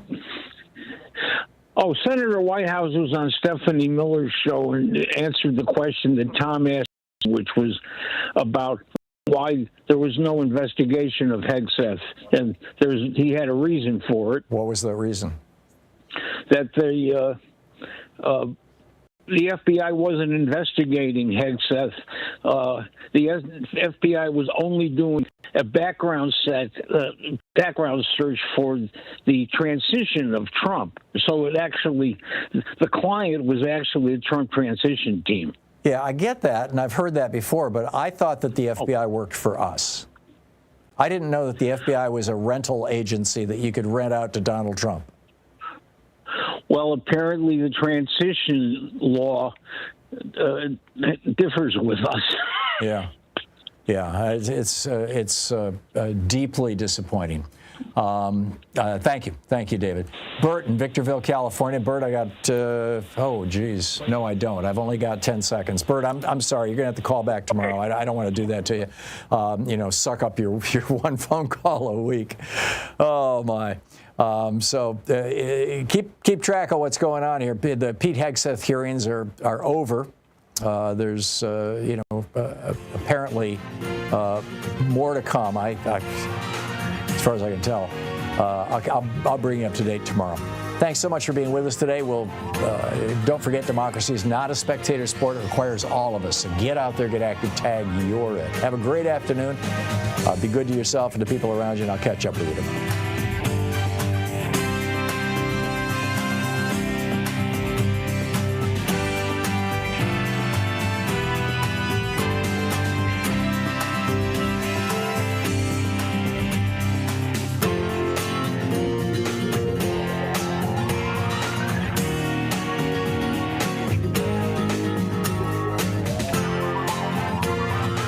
Been listening to Thom Hartmann. For audio and video archives, visit ThomHartmann.com.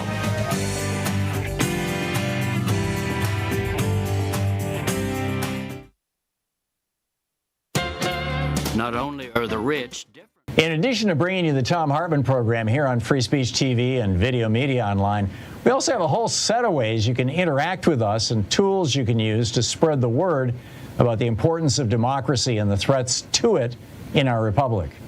First, there's your daily homework. Sue Nethercutt puts together a daily email newsletter that has a link to every story I discuss on the air, so you can find my sources and you can share them with your friends. It's free, and you can sign up at ThomHartmann.com. Second, I publish my daily take every day over at the HartmannReport.com website. That's also free if you want the daily 5 days a week rant in your inbox. No ads either. Third, we have the podcasts. There's the free 1-hour version of our daily show that's advertising supported. You can find that wherever you get your podcasts normally. And then there's also the podcast of the entire 3-hour show with no advertisements, and that's available by subscription over at ThomHartmann.com.